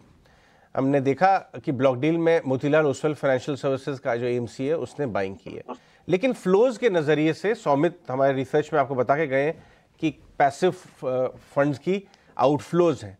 अब हम बात कर लेते हैं, नज़रिया ले लेते हैं फ्लोज का जियो फाइनेंशियल्स के ऊपर। हमारे साथ श्रीराम वेलायुद्दीन ज्वाइन कर रहे हैं, जो कि IIFL सिक्योरिटीज़ में काम करते हैं और बड़े स्टॉक्स में फ्लोज को बहुत ही बारीकी से नज़र रखते हैं। श्रीराम, गुड मॉर्निंग, बहुत बहुत शुक्रिया हमसे बात करने के लिए। तो कितना आउटफ्लो अभी बाकी रह गया है आपके हिसाब से जियो फाइनेंशियल्स में? अगर किसी इन्वेस्टर को फ्रेश परचेजेस करनी है और टाइम करना चाह रहा है कि साहब ज़्यादा अब क्या बाइंग करना शुरू कर दें, तो आप क्या कहेंगे उनको? Good morning. देखिए, आपने सही बताया, पैसिव इंडाइसेस में अभी भी सेल डाउन इवेंट जो होना है वो अभी भी बाकी है। अगर हम मेथोडोलॉजी के हिसाब से जाए, निफ्टी एंड सेंसेक्स का थोड़ा डिफर कर रहा है। निफ्टी के मेथोडोलॉजी के हिसाब से जियो को कॉन्जिक्यूटिव 2 दिन अगर सर्किट नहीं लगती है, अपर या लोअर सर्किट, सो देन इसका डिलीशन वेडनेसडे होगा। सेंसेक्स में और निफ्टी में इसकी आउटफ्लो तकरीबन US डॉलर्स में है $280 मिलियन, लगभग 10.78 करोड़ शेयर। ये निफ्टी ETFs का सेलिंग एक्सपेक्टेड है एज एंड व्हेन जब होगा। अज्यूमिंग ये मंडे एंड ट्यूसडे सर्किट नहीं लगता है अपर या लोअर, तो देन वेडनेसडे डिलीशन एक्सपेक्टेड है। सेंसेक्स के केस में थोड़ा डिफरेंट है। लेट्स से अगर सेंसेक्स का भी 2 दिन सर्किट नहीं लगना है, मगर वेडनेसडे बुधवार को अगर सर्किट लगती है तो ये फिर से 3 दिन से डिफर होगा। यदि अज्यूमिंग तीनों दिन ये सर्किट नहीं लगता है तो सेंसेक्स बेंचमार्क ETFs को लगभग $160 मिलियन का बिकवाली है जियो फाइनेंशियल सर्विसेज में, विच इज रफली 6.18 करोड़ शेयर्स। सो ये लगभग अगर आप देखेंगे तो $440 मिलियन का सेलिंग एंटिसिपेटेड है ETFs में। But lot will depend stock में कैसे स्ट्रेंथ रहता है। जैसे अगर फ्राइडे हमने देखा काफी अच्छा डिमांड है, अगर वही सिनारियो अगर नेक्स्ट 2-3 दिन में रहता है तो ये इवेंट इजीली डाइजेस्ट कर लेगा मार्केट। मुझे बड़ा इशू दिख नहीं रहा है। ओके, ऑल राइट श्रीराम, शुक्रिया ये एनालिसिस हमारे साथ शेयर करने के लिए। तो आप ये बता रहे हैं, ये डेटा पॉइंट्स के साथ हमें श्रीराम बता रहे हैं कि ये इस सेलिंग को डाइजेस्ट भी कर लेगा बाजार, और वो आपको दिख भी रहा है। ठीक है, बहुत बहुत शुक्रिया श्रीराम आज ये एनालिसिस हमारे साथ शेयर करने के लिए। तो ये तो हुई जियो फाइनेंशियल पर बात। अब क्योंकि बड़ा ट्रिगर आज रिलायंस से आना है एजीएम को लेकर भी। हमारे साथ सौमीत भी इस वक्त बने हुए हैं स्टूडियो में और वो हमें बताएंगे कि आज एजीएम से एक्सपेक्टेशन है क्या क्या। कमेंट्री की तो बहुत सारी बातें की जा रही हैं Saumit, value unlocking, Jio financial, road map, new energy. क्या एक्सपेक्टेशन सेट राइट करना जरूरी है व्यूअर्स की, क्या होना चाहिए एक्सपेक्टेशन के लिए? हालांकि सच बात बताओ तो इन्वेस्टर एक्सपेक्टेशंस इतना कुछ ज़्यादा पॉजिटिव नहीं, इट्स म्यूटेड ही है, मतलब कुछ ज़्यादा एक्सपेक्टेशंस है नहीं इन्वेस्टर्स को। बट कुछ पॉइंट्स है यहाँ पे जहाँ पे अगर कुछ अनाउंसमेंट्स आ जाते हैं तो काफ़ी पॉजिटिव हो सकता है शेयर प्राइस के लिए भी। तो सबसे पहले अगर हम बात करें तो वैल्यू अनलॉकिंग के लिए, अब लास्ट एजीएम में चेयरमैन जी ने ये कहा था कि वो रिलायंस इंडस्ट्रीज के वैल्यू को डबल करना चाहते हैं 5 साल में। अब अगर रिलायंस का वैल्यू डबल होना चाहिए 5 साल में तो उसके लिए वैल्यू अनलॉकिंग काफ़ी क्रिटिकल हो जाता है। और वैल्यू अनलॉकिंग इधर स्टेक सेल के फॉर्म में या तो लिस्टिंग के फॉर्म में आ सकता है। 2 की बिजनेसेस जो है आरआईएल के, उसके लिए पहला रिटेल और दूसरा टेलीकॉम। उसके अलावा भी काफ़ी सारे बिजनेसेस है रिलायंस इंडस्ट्रीज़ के जो अदर सेगमेंट में आते हैं जिसके बारे में ज़्यादा डिटेल्स हमें पता नहीं, तो वहाँ पे भी अगर वैल्यू अनलॉकिंग देखने मिला तो एक पॉजिटिव हो सकता है। जैसे कि रिलायंस इंडस्ट्रीज़ का काफ़ी एक लैंड एसेट भी है, रियल एस्टेट पोर्टफोलियो भी है उनका, इनफैक्ट वो 8250 एकड़ के लैंड ओन करते हैं हरियाणा में। उसके अलावा अगर हम देखें तो रिन्यूएबल बिजनेस की अगर हम बात करें, न्यू एनर्जी सेगमेंट जो है वहाँ पर एनुअल रिपोर्ट में उन्होंने कहा है कि वो जो इन्वेस्टमेंट है इस बिजनेस की तरफ उसको डबल भी कर सकते हैं आगे चल के। अब 75,000 करोड़ का केपेक्स उन्होंने 2020 में अनाउंस किया था, अब अगर डबल कर रहे हैं उसको आगे चल के तो कौन से सेगमेंट्स पे इसका फोकस रहेगा, आगे जाके अर्निंग्स पोटेंशियल क्या है और कब से ये प्रोजेक्ट्स कमिशनिंग होगी, ये जानना इंपॉर्टेंट होगा स्ट्रीट को। उसके अलावा आखिर में अगर हम बात करें तो टेलीकॉम बिजनेस आ जाता है। अब टेलीकॉम बिजनेस में 2 स्मार्टफोन लॉन्च करने की बात चल रही है। पहले तो कंपनी ने अफोर्डेबल सेगमेंट में ही स्मार्टफोन्स लॉन्च किए थे, बट अगर अब इस टाइम का जो स्मार्टफोन लॉन्च होगा वो 5G का होगा और 10 to 15,000 वाले ब्रैकेट में होगा, तो थोड़ा हायर एंड की तरफ आ जाता है। तो ये अगर एक्चुअली में अनाउंस होता है तो ये पॉजिटिव होगा टेलीकॉम बिजनेस के लिए, क्योंकि एक न्यू लेग ऑफ ग्रोथ मिल रहा है, न्यू टारगेट सेगमेंट मिल रहा है बिजनेस को, तो ये भी काफ़ी पॉजिटिव हो सकता है टेलीकॉम बिजनेस के लिए। तो न्यू एनर्जी, फिर उसके अलावा जियो फाइनेंशियल जो हाल ही में भी लिस्ट हुआ था, उसमें अगर हम देखें तो उसका रोड मैप क्या है, कब ऑफिशियल लॉन्च डेट है, ये भी शायद अनाउंस कर सकते हैं इस एजीएम। राइट, बहुत शुक्रिया इस सही जानकारी के लिए। एक क्विक क्वेश्चन टेक्निकल्स पे 2550 के आसपास जाके कहीं ना कहीं रिलायंस टॉप आउट हुआ और उसके बाद सारा लाइमलाइट जियो फाइनेंशियल की तरफ चल गई रिलायंस से। मितेश, जरा रिलायंस के चार्ट्स पे हमारे लिए देख के बताइए कि सिस्टम और मेथड क्या बोल रहा है रिलायंस को लेके। रिलायंस इंडस्ट्रीज के जो कारोबार है, रेसिडुअल कारोबार, उसको चार्ट्स पे कैसा दिख रहा है वो, क्योंकि बाजार एजीएम की कमेंट्री रिफ्लेक्ट करेगी स्टॉक प्राइस में। एग्जैक्टली सी सिस्टम और मेथड के हिसाब से 7 जुलाई 2023 को 2390 रुपये 94 पैसे पे स्टॉक्स में बाय आया था। तो डिस्क्लेमर के तौर पे वहां से हमने एक साइजेबल पोजीशन ली हमारे क्लाइंट्स के अकाउंट्स में, तो वहां से हमारा बाय साइड ट्रेड फॉर्मेशन है। दूसरा कि 21 जुलाई 2023 को 2630 रुपये 55 पैसे का जो हाई लगा था, वहां से कंटिन्यूसली स्टॉक जो है एक जो कंसोलिडेशन फेज में है, बहुत ही टाइट रेंज में है, जहां पे ऊपर आपने बताया वैसे 2582 जो रेजिस्टेंस है, नीचे में 2442 का सपोर्ट है। मेरे हिसाब से ये कंसोलिडेशन के बाद एक बहुत ही बड़ा स्ट्रॉन्ग ब्रेकआउट आएगा और हमारे हिसाब से अगले 1 साल में स्टॉक की जो प्राइस है वो अराउंड 2800 से 3000 होनी चाहिए based on the current setup जो हमें लग रहा है। तो जो कंसोलिडेशन चल रहा है, जो वीकनेस आ रही है, हमें उसमें ग्रेजुअली स्टॉक को एक्यूमुलेट कर रहे हैं। So for us it's a very strong bye with a target of 2800 to 3000 for the next 9 to 12 months.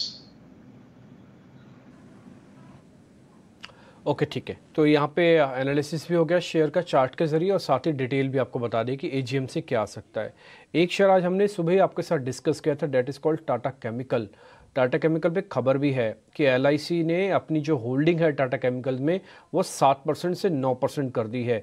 Soni, एक बार आप इस शेयर को चेक करेंगे टाटा केमिकल्स को, बेस अच्छा है, रिवॉर्ड मिलना बाकी है, इसलिए बेस का फ़ायदा उठाते हुए छोटा स्टॉप लॉस लगा के एक बड़े टारगेट के लिए टाटा केमिकल्स में बने रहें। कि टाटा केमिकल्स अगर मैं देखूं तो लास्ट 3 सेशन में 1000 और 990 का एक रेंज के अंदर वो सपोर्ट होल्ड कर रहा है। तो अगर आपको छोटा स्टॉप लॉस के साथ बाय करना है तो मेरे ख्याल से आप 1000 का ही लगाइए, उसके नीचे मत जाइए ज्यादा।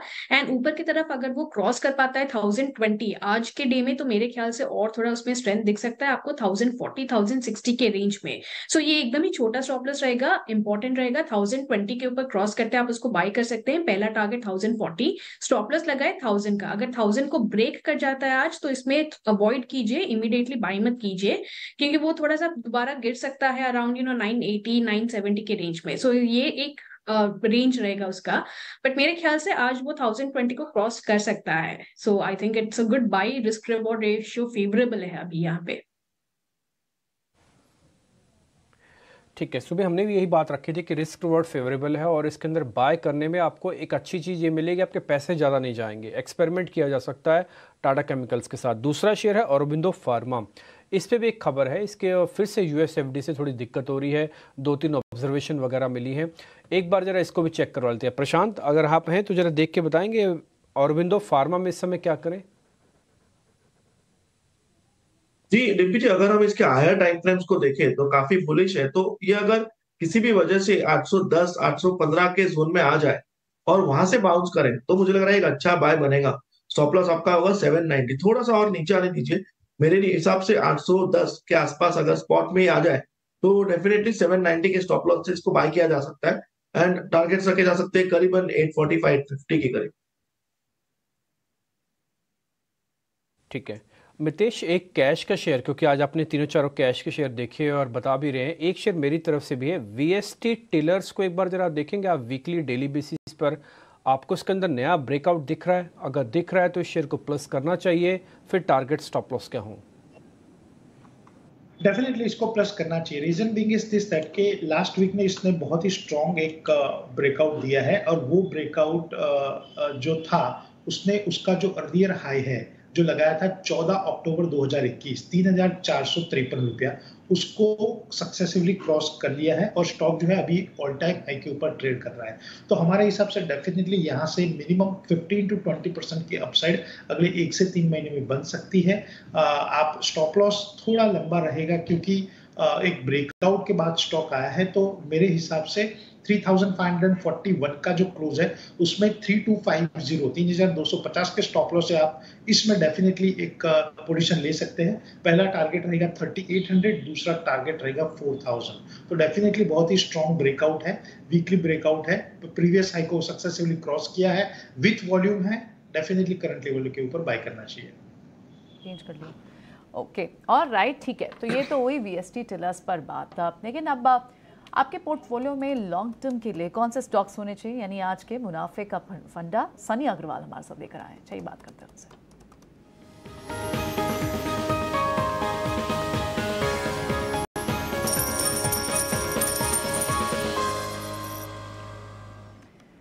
Alright Sunny, morning. बताएं आपके आज के 2 कौन से स्टॉक्स हैं?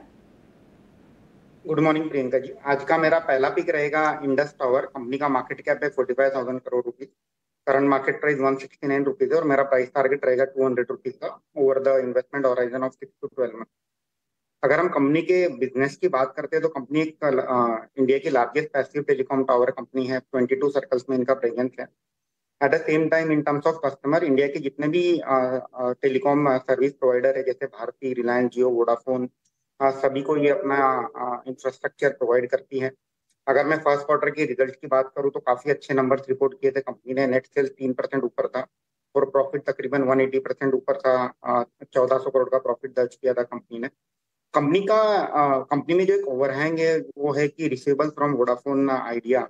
और रिसेंटली हाल में हमने एक डेवलपमेंट देखी थी कि वोडाफोन अगले कुछ दिनों में अपनी फंड रेज सक्सेसफुली कर लेगा। उसके चलते जो कंपनी का जो बकाया है वोडाफोन के पास 4,000 से 5,000 करोड़ का, शायद वो फिर से आना स्टार्ट हो और कंपनी अपना डिविडेंड फिर से देना स्टार्ट करे। वैल्यूएशन में भी काफी चीप है, less than 10 times price to earning multiple पे मिल रहा है। ROE 20% से ज्यादा है। डेफिनेटली लॉन्ग टर्म पोर्टफोलियो में होना चाहिए। और एक मेरा दूसरा पिक रहेगा आज का बैंकिंग सेक्टर से, वो है Federal Bank. At current market price of 141, market cap है 33,000 करोड़ और मेरा प्राइस टारगेट रहेगा 180 over the investment horizon of 12 month. एक strong regional Kerala based bank है, काफी अच्छे नंबर्स रिपोर्ट कर रही है ऑफ लेट।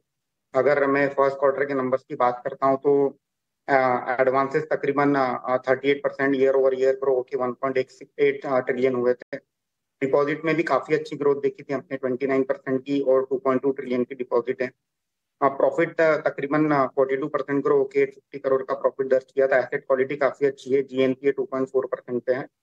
और मैनेजमेंट ने ये कहीं ना कहीं गाइड भी किया कि FY24 में 18 से 20% से इनका एडवांसेस ग्रो होगा। वैल्यूएशन भी काफी चीप है, 1 प्राइस टू बुक पे ट्रेड हो रहा है विद ROE ऑफ 1.3%। इसमें और एक जो ट्रिगर मुझे नजर आता है मीडियम टर्म में, वो है IPO ऑफ फेडसिना। फेडरल बैंक का एक 74% स्टेक है इनकी NBFC में, जो कि जिसका नाम है फेडसिना। इसका IPO ड्यू है, मे बी अगले 3-6 महीने में इसका IPO हम देखेंगे। DRHP ऑलरेडी फाइल हो चुका है और कंपनी इसके थ्रू 1400 करोड़, बैंक इसके थ्रू 1400 करोड़ रुपए मोबिलाइज करेगी। मुझे लगता है कि काफी चीप वैल्यूएशन पे एक अच्छी डिसेंट बैंक मिल रही है mid size bank, long term portfolio में होना चाहिए। ओके, ठीक है। तो फेडरल बैंक, ये स्टॉक काफी इंटरेस्टिंग आपने पिक किया है। 180 तक के टारगेट आप देखते हैं फेडरल बैंक, और ठीक है, बहुत बहुत शुक्रिया सनी आज आपकी ये 2 पिक्स बताने के लिए जो आपकी लॉन्ग टर्म के नजरिए से इंडस टावर और फेडरल बैंक, ये 2 स्टॉक्स आप आज ऐड कर रहे हैं। शुक्रिया समय देने के लिए। चलिए बढ़ते हैं आगे। अब हमारे साथ पैनल पर कुश बोरा भी हैं, उनसे भी बात करते हैं। कुश, मॉर्निंग का आज आपके ट्रेड्स क्या होंगे? जी हाँ Priyanka, very good morning to you, और सारे दर्शकों को भी very good morning. Well quickly अगर एक मार्केट पे व्यू दें तो देखिए, एक ब्रेकडाउन हमें देखने मिला था फ्राइडे को, तो ये थोड़ा सा कंसर्निंग है। बिकॉज अगर पिछले 1 महीने का ट्रेंड देखें तो 5 से 8 सेशंस के बाद रेंज जो है वो हल्की सी ब्रेकडाउन होते हुए नजर आई है। So I won't trust this positive opening too much, I will be little cautious. तो निफ्टी पे मेरा थोड़ा सा कॉशियस व्यू है, slightly bearish also you can say. So यहाँ पे 19,100 का सपोर्ट जोन है, 19,500 का रेजिस्टेंस जोन। जहां तक बैंक निफ्टी की बात है, स्लाइटली मोर ऑप्टिमिस्टिक, बट यहाँ भी थोड़ा कॉशन एडवाइस है। 43,800 का सपोर्ट जोन, 44,600 का रेजिस्टेंस। जहां तक स्टॉक स्पेसिफिक एक्शन की बात है, देखिए हम काफी अच्छा एक्शन देख रहे हैं in the mid cap space. तो जो मेरे आज के दोनों पिक्स हैं वहीं से हैं। पहला है ज्योति लैब्स। ये स्टॉक अच्छा खासा एक मोमेंटम दिखा भी रहा है। फ्राइडे को हमने इसमें एक अच्छा मूव आते हुए देखा। वॉल्यूम्स में थोड़ा सा मार्जिनल अपटिक है, could have been more, but जिस तरीके का मोमेंटम इंडिकेटर सेटअप है, यहाँ से आप एक फ्रेश लॉन्ग पोजीशन इनिशिएट कर सकते हैं। टारगेट 345 और 355 के रहेंगे। 329 ये आपका स्टॉप लॉस रहेगा। जो मेरा दूसरा पिक है दैट इज गो कलर्स। इस स्टॉक में भी हमने एक रेंज का ब्रेकआउट देखा था। 1265 का इसका रेजिस्टेंस जोन था। फ्राइडे को उसके ऊपर स्टॉक सपोर्ट मेंटेन भी किया है, क्लोज भी दिया है। सो यहाँ पे आप एक फ्रेश लॉन्ग इनिशिएट करें। 1310 1340 के टारगेट्स के लिए 1250 जो है आपका स्टॉप लॉस रहेगा। ओके ठीक है, ये कुछ की तरफ से आपको 2 स्टॉक्स भी हो गए। आप जरा पूजा को भी अपने साथ कनेक्ट कर लेते हैं, वो एक्शन स्टॉक्स आपको बताने वाली है। पूजा बताएं आप। डिफेंस कंपनियों पर पहले नज़र रखिए। यहाँ पर BEL फोकस में रहेगा। जुलाई अगस्त 2023 को कंपनी की तरफ से अपडेट आया है कि उनको करीब 3,290 करोड़ का ऑर्डर मिल चुका है। और BEML पर भी नज़र रखिए। यहाँ पर कंपनी को रशियन कंपनी कैम्प से करीब $19 मिलियन का बड़ा ऑर्डर मिला है। तो आज डिफेंस कंपनियाँ फोकस में रह सकती हैं।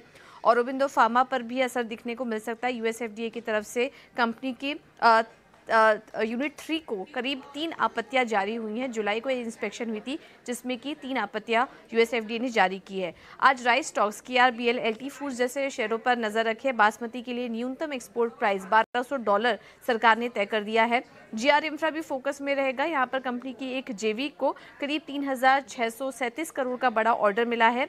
और आखिर में बात करते हैं पेटीएम की। यहाँ पर हमने देखा था कि एंड फाइनेंस की तरफ से करीब 3.6% की बिकवाली हुई थी। सामने जो खरीदार हैं उनमें मॉर्गन स्टैनली, सोसाइटी जनरल का नाम सामने निकल कर आया है। तो स्टॉक पर भी नजर रखिए। ओके ठीक है, ये कुछ एक स्टॉक्स हैं। ज़्यादातर स्टॉक्स के बारे में हम डिस्कस कर चुके हैं, जो बचे हुए हैं वो आगे करेंगे। शिवांगी शारदा इस बीच हमारे साथ जुड़ गई हैं, उनसे जरा उनकी ट्रेडिंग कॉल्स भी पता कर लेते हैं। शिवांगी गुड मॉर्निंग, आपकी आज की ट्रेडिंग कॉल्स क्या हैं? जी बिल्कुल, आज के लिए मेरे रडार पे है, पहला स्टॉक है एशियन पेंट। इसमें काफी अच्छा मोमेंटम बनते हुए दिख रहा है और जिस हिसाब से स्टॉक ने एक नेगेशन देखने को मिला है वीकली बेसिस पे, एक अच्छा बेस बनते हुए स्टॉक में अब तेजी देखने को मिल रही है। तो यहाँ पे मेरी राय रहेगी कि हम खरीदारी कर सकते हैं। एक अच्छा पोटेंशियल अपसाइड बनेगा और रिस्क रिवॉर्ड जो है वो काफी फेवरेबल है इन लेवल्स पे।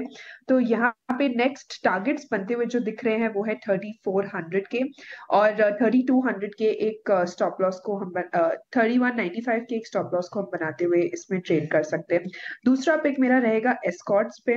ये स्टॉक में हमने देखा है कि लगातार कोई भी डिक्लाइंस में खरीदारी देखने को मिल रही है और जिस तरह से stock week on week basis में परफॉर्म कर रहा है तो यहाँ पे एक बहुत अच्छी शानदार अप मूव यहाँ पे एक्सपेक्ट कर रहे हैं।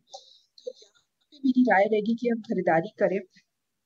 जो लेवल्स बनते हुए दिख रहे हैं वो है नेक्स्ट 3120 के आसपास और 2940 के एक स्टॉप लॉस को हम बनाते हुए इसमें ट्रेड कर सकते हैं। फर्स्ट क्लास एस्कॉर्ट्स कबूटा 3100 का भाव, 2300 पे हमने आपको बताया था कि रिजल्ट्स आने वाले हैं, नज़र रखिए। कबूटा का मैजिक जो है वो एस्कॉर्ट्स में दिखना शुरू हो गया है। लेकिन आगे बढ़ते हैं, कुछ और स्टॉक्स के बारे में डिस्कशन कर लेते हैं। पिरामल एंटरप्राइजेस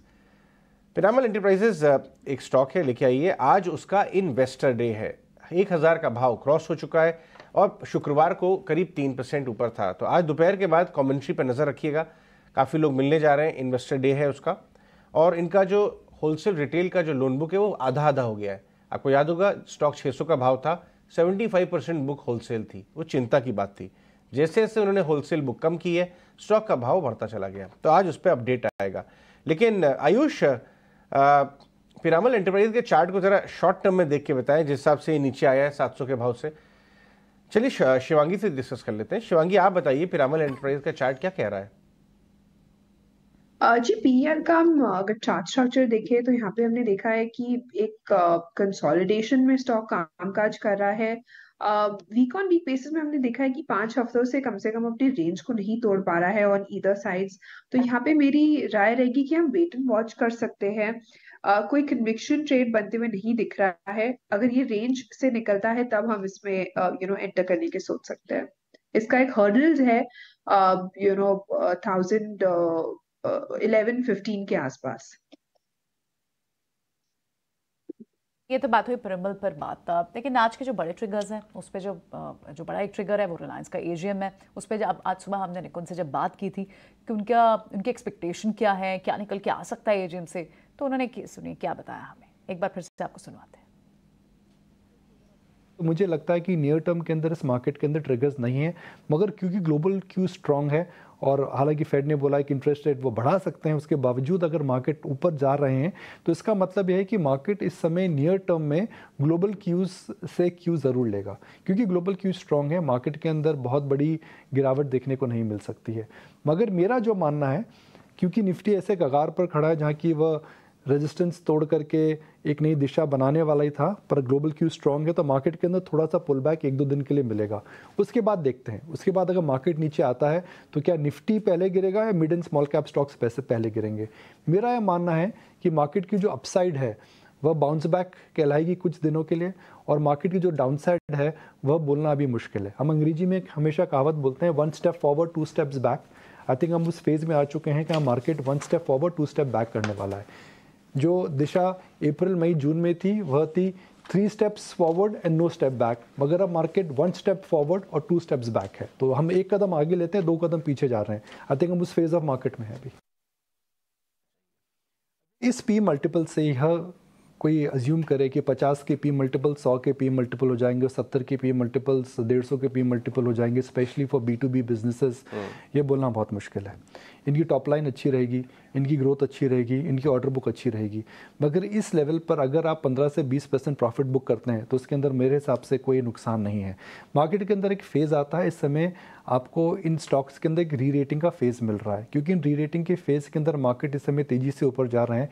मेरे हिसाब से risk reward ratio in shares में कम है, इसमें नया निवेश नहीं करना चाहिए। आपके पास अगर शेयर्स हैं तो 15 से 20% अगर प्रॉफिट बुक आप करते हैं तो मेरे हिसाब से उसके अंदर आपको एक बार सोचना ज़रूर चाहिए।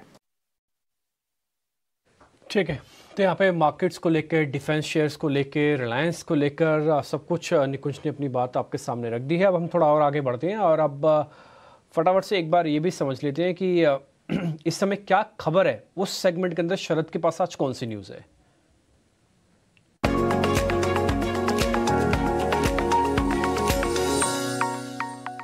जी बिल्कुल, डीएलएफ जो है फोकस में रहने वाला, और हमारे सूत्रों से पता चल रहा है कि जो उनकी दिवाली लॉन्च प्रोजेक्ट है वो सेक्टर 76 प्रोजेक्ट होने वाली है। इंपॉर्टेंट बात यह है कि टावर्स 10 to 12 की जो है ये 5000 करोड़ तक रहेगी। देखा जाए तो लगभग 800 से 900 यूनिट जो हैं ऑन सेल रह सकते हैं, जिसका एवरेज सेलिंग प्राइस हमें बताया जा रहा है कि ऑलमोस्ट 4.8 करोड़ रुपीज़ पर फ्लैट है। अब बात करें तो चैनल चेक से पता चल रहा है कि जो लग्जरी अपार्टमेंट्स है एनसीआर रीजन में, वहाँ पर डिमांड बहुत स्ट्रॉन्ग दिख रही है।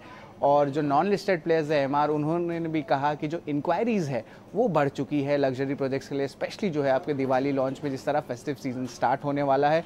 और कंपनी ने भी जो है रिसेंटली वीकेंड में कहा कि उनके 2 अहम लग्जरी प्रोजेक्ट्स जो गुरुग्राम में हैं वो लगभग 15,000 करोड़ का बिजनेस ला सकते हैं, और ये सेकेंड हाफ FY24 में जो ये लॉन्च होने वाले हैं। अगर स्टॉक के बारे में बात करें तो जुलाई हाई लेवल से थोड़ी सी माइल्ड करेक्शन ज़रूर आई है, लगभग 9% का एक गिरावट देखने मिला है, और इस स्टॉक को ज़रूर अपने रडार में रखिए।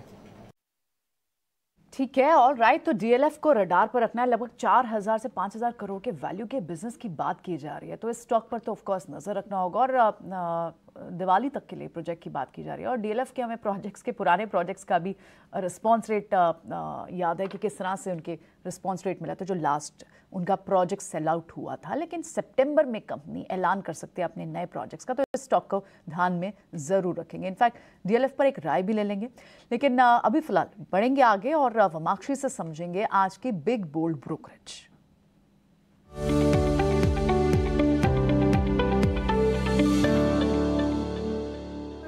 आज का बिग बोल्ड ब्रोकरेज है हिंदुस्तान एरोनॉटिक्स के ऊपर। हम देख रहे हैं कि मॉर्गन स्टैनली की तरफ से रिपोर्ट आ रही है। लार्जली ये हाईलाइट कर रहे हैं कि इंडिया को जो एरोस्पेस इंडस्ट्री है अभी भी काफ़ी लंबा रनवे है ग्रोथ के लिए। इनफैक्ट एचएआर के जो प्रोडक्ट्स है वो लार्जली ट्रैक्शन इनको काफ़ी अच्छा मिल रहा है।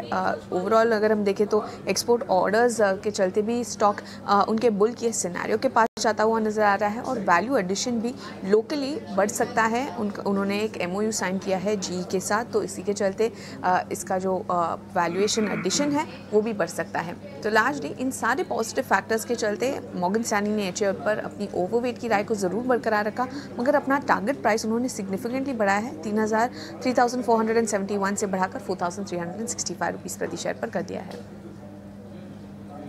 ओके, चलिए आगे बढ़ते हैं, कुछ और स्टॉक्स के बारे में बात कर लेते हैं। स्टार हेल्थ में, स्टार हेल्थ आपने देखा होगा, अभी स्टार हेल्थ में प्री ओपन में 4% इक्विटी का ब्लॉक गिरा है। स्टॉक नीचे के लेवल से काफ़ी अच्छा रिकवर किया है, और अगर आपने इसके फंडामेंटल्स पर नज़र डाली हो तो पिछले क्वार्टर रिजल्ट बहुत मजबूत आए थे। काफ़ी समय के बाद हमें काफ़ी इंप्रूवमेंट दिखाई दिया था। स्टॉक नीचे से 500 से 600 क्रॉस हो गया है। ये देखिए 6 महीने का 50-60 रुपये चला है, बहुत तेज़ी से नहीं चला है, लेकिन एटलीस्ट ऑफ लोज चल गया है। सोनी, जरा आप स्टार हेल्थ के चार्ट्स देख के बताइए कि क्या इस भाव से लेना चाहिए? बड़े बड़े सौदे गिर रहे हैं, तो मैं अज्यूम कर रहा हूं कि इंस्टीट्यूशनल मनी आ रहा है। जी, अगर स्टार हेल्थ का हम देखने जाएं तो आज जो थोड़ा ओपन इंडिकेट कर रहा है कि 1.5% के ऊपर शायद ओपन हो सकता है। तो वो जो एक 600 का साइकोलॉजिकल रेजिस्टेंस लेवल है वो उसको क्रॉस करके उसके ऊपर ही ओपन कर रहा है। तो मेरे ख्याल से इंट्राडे में आप देख सकते हैं, तो 600 जब तक होल्ड करता है तो वो एक शॉर्ट बाउंस बैक ले सकता है 640 और 650 के रेंज में ही। तो जब तक वो इस लेवल को होल्ड करता है, आप इसको इंट्राडे के तरीके से ही ट्रेड कर सकते हैं। 640 के ऊपर डिसाइसिवली जब वो क्लोज देगा, मेरे ख्याल से वो 680 और 720 का ही जो दूसरा दो टारगेट्स है वो उसको अचीव कर सकता है। तो 600 का बहुत ही अहम सपोर्ट रहेगा इंट्राडे के लिए। वो अगर सस्टेन करता है तो ही आप इसमें एंट्री कर सकते हैं।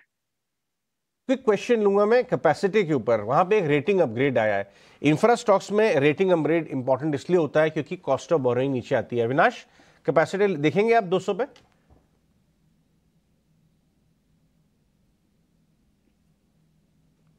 अविनाश, इनफैक्ट अजय, देखिए कैपेसिटी इंफ्रा प्रोजेक्ट्स एक बिल्डिंग प्रोडक्ट्स कंपनी है और ऑर्डर बुक काफ़ी स्ट्रांग है। इनफैक्ट अभी हाल ही में एक प्रेफरेंशियल इशू हो गया था, तभी काफ़ी बड़े निवेशक जैसे परम कैपिटल, काफ़ी दूसरे HNIs ने यहाँ पे इन्वेस्ट किया है।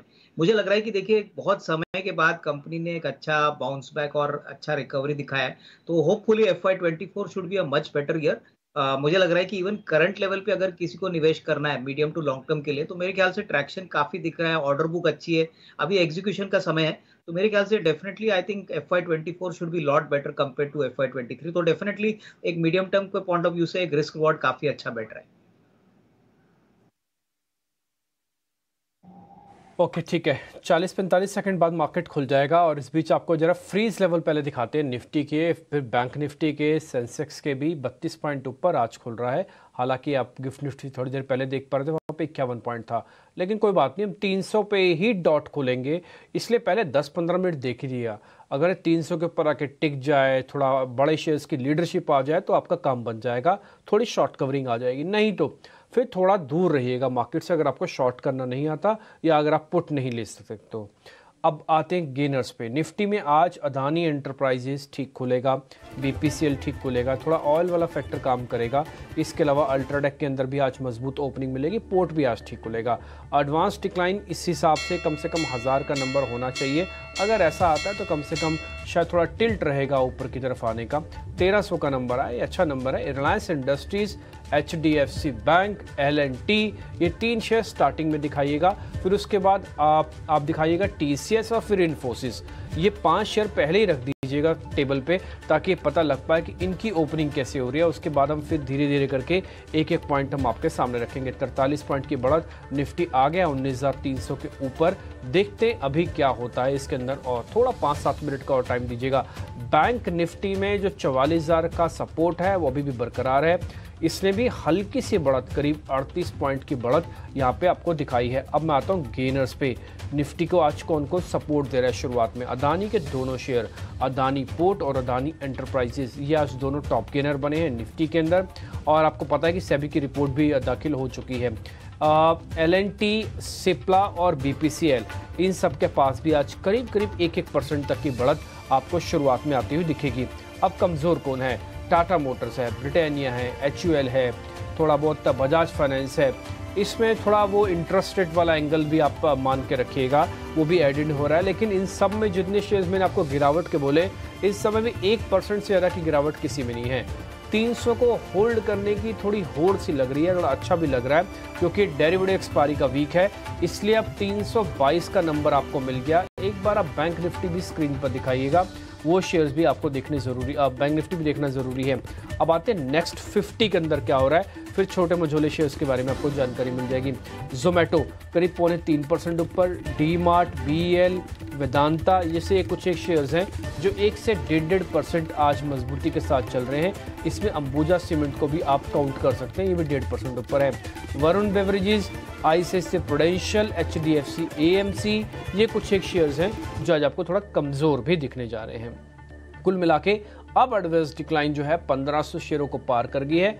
डिक्लाइंस बढ़ नहीं रहे, एडवांसेस बढ़ रहे हैं। फ़ायदा ये है कि 19,300 को थोड़ा बचाने भर की कोशिश हो रही है, अभी भी हम उसी के इर्द गिर्द घूम रहे हैं। ये हीट मैप अपनी आप स्क्रीन पर देख पा रहे हैं, दोनों शेयर आपको टॉप पे दिखेंगे, अडानी ग्रुप के, अडानी एंटरप्राइज और पोर्ट, और उसके बाद सबसे नीचे आपको थोड़े कंजम्पशन वाले शेयर्स दिखेंगे जैसे ब्रिटानिया, नेस्ले, HUL, हल्के हल्के ये वीक शेयर आपको दिख रहे होंगे।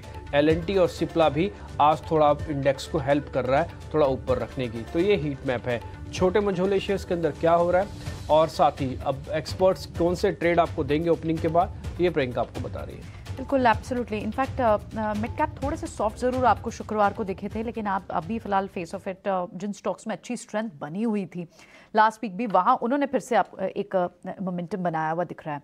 लिंडे इंडिया आप देखें टॉप गेनर्स में इस वक्त आपको फिर से 6,000 के पार, इनफैक्ट 6100 की तरफ बढ़ता हुआ लिंडे इंडिया दिख रहा है। BHEL अभी हम सुबह इसे डिस्कस भी कर रहे थे, सोनी बता रही थी 110 तक फिर से जा सकता है। 108 पे इस वक्त आपको ऑर्डर के बाद, ऑर्डर विन के बाद यहाँ पर अच्छा मोमेंटम में 2.5% की तेजी।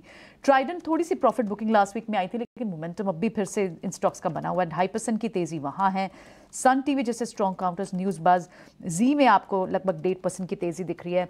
PB फिनटेक, डिलीवरी, इन काउंटर्स में आपको मूव दिख रही है। और साथ ही फिर से आपको प्रॉपर्टी स्टॉक्स में, रियल एस्टेट स्टॉक्स में, गोदरेज प्रॉपर्टी स्टॉक्स फिर से ऊपर आते हुए दिखाई दे रहे हैं। थोड़ी प्रॉफिट बुकिंग आपको दिख रही है हेल्थ केयर काउंटर्स में, Fortis health care, max health care, VBL जैसे काउंटर्स में आपको एक प्रॉफिट बुकिंग दिख रही है, लेकिन मिड कैप में इस वक्त जहां पर न्यूज़ का ट्रिगर है, जिनमें स्ट्रेंथ आपको पिछले हफ्ते भी देखने को मिली है, वहां पर फर्दर अपसाइड दिख रहा है।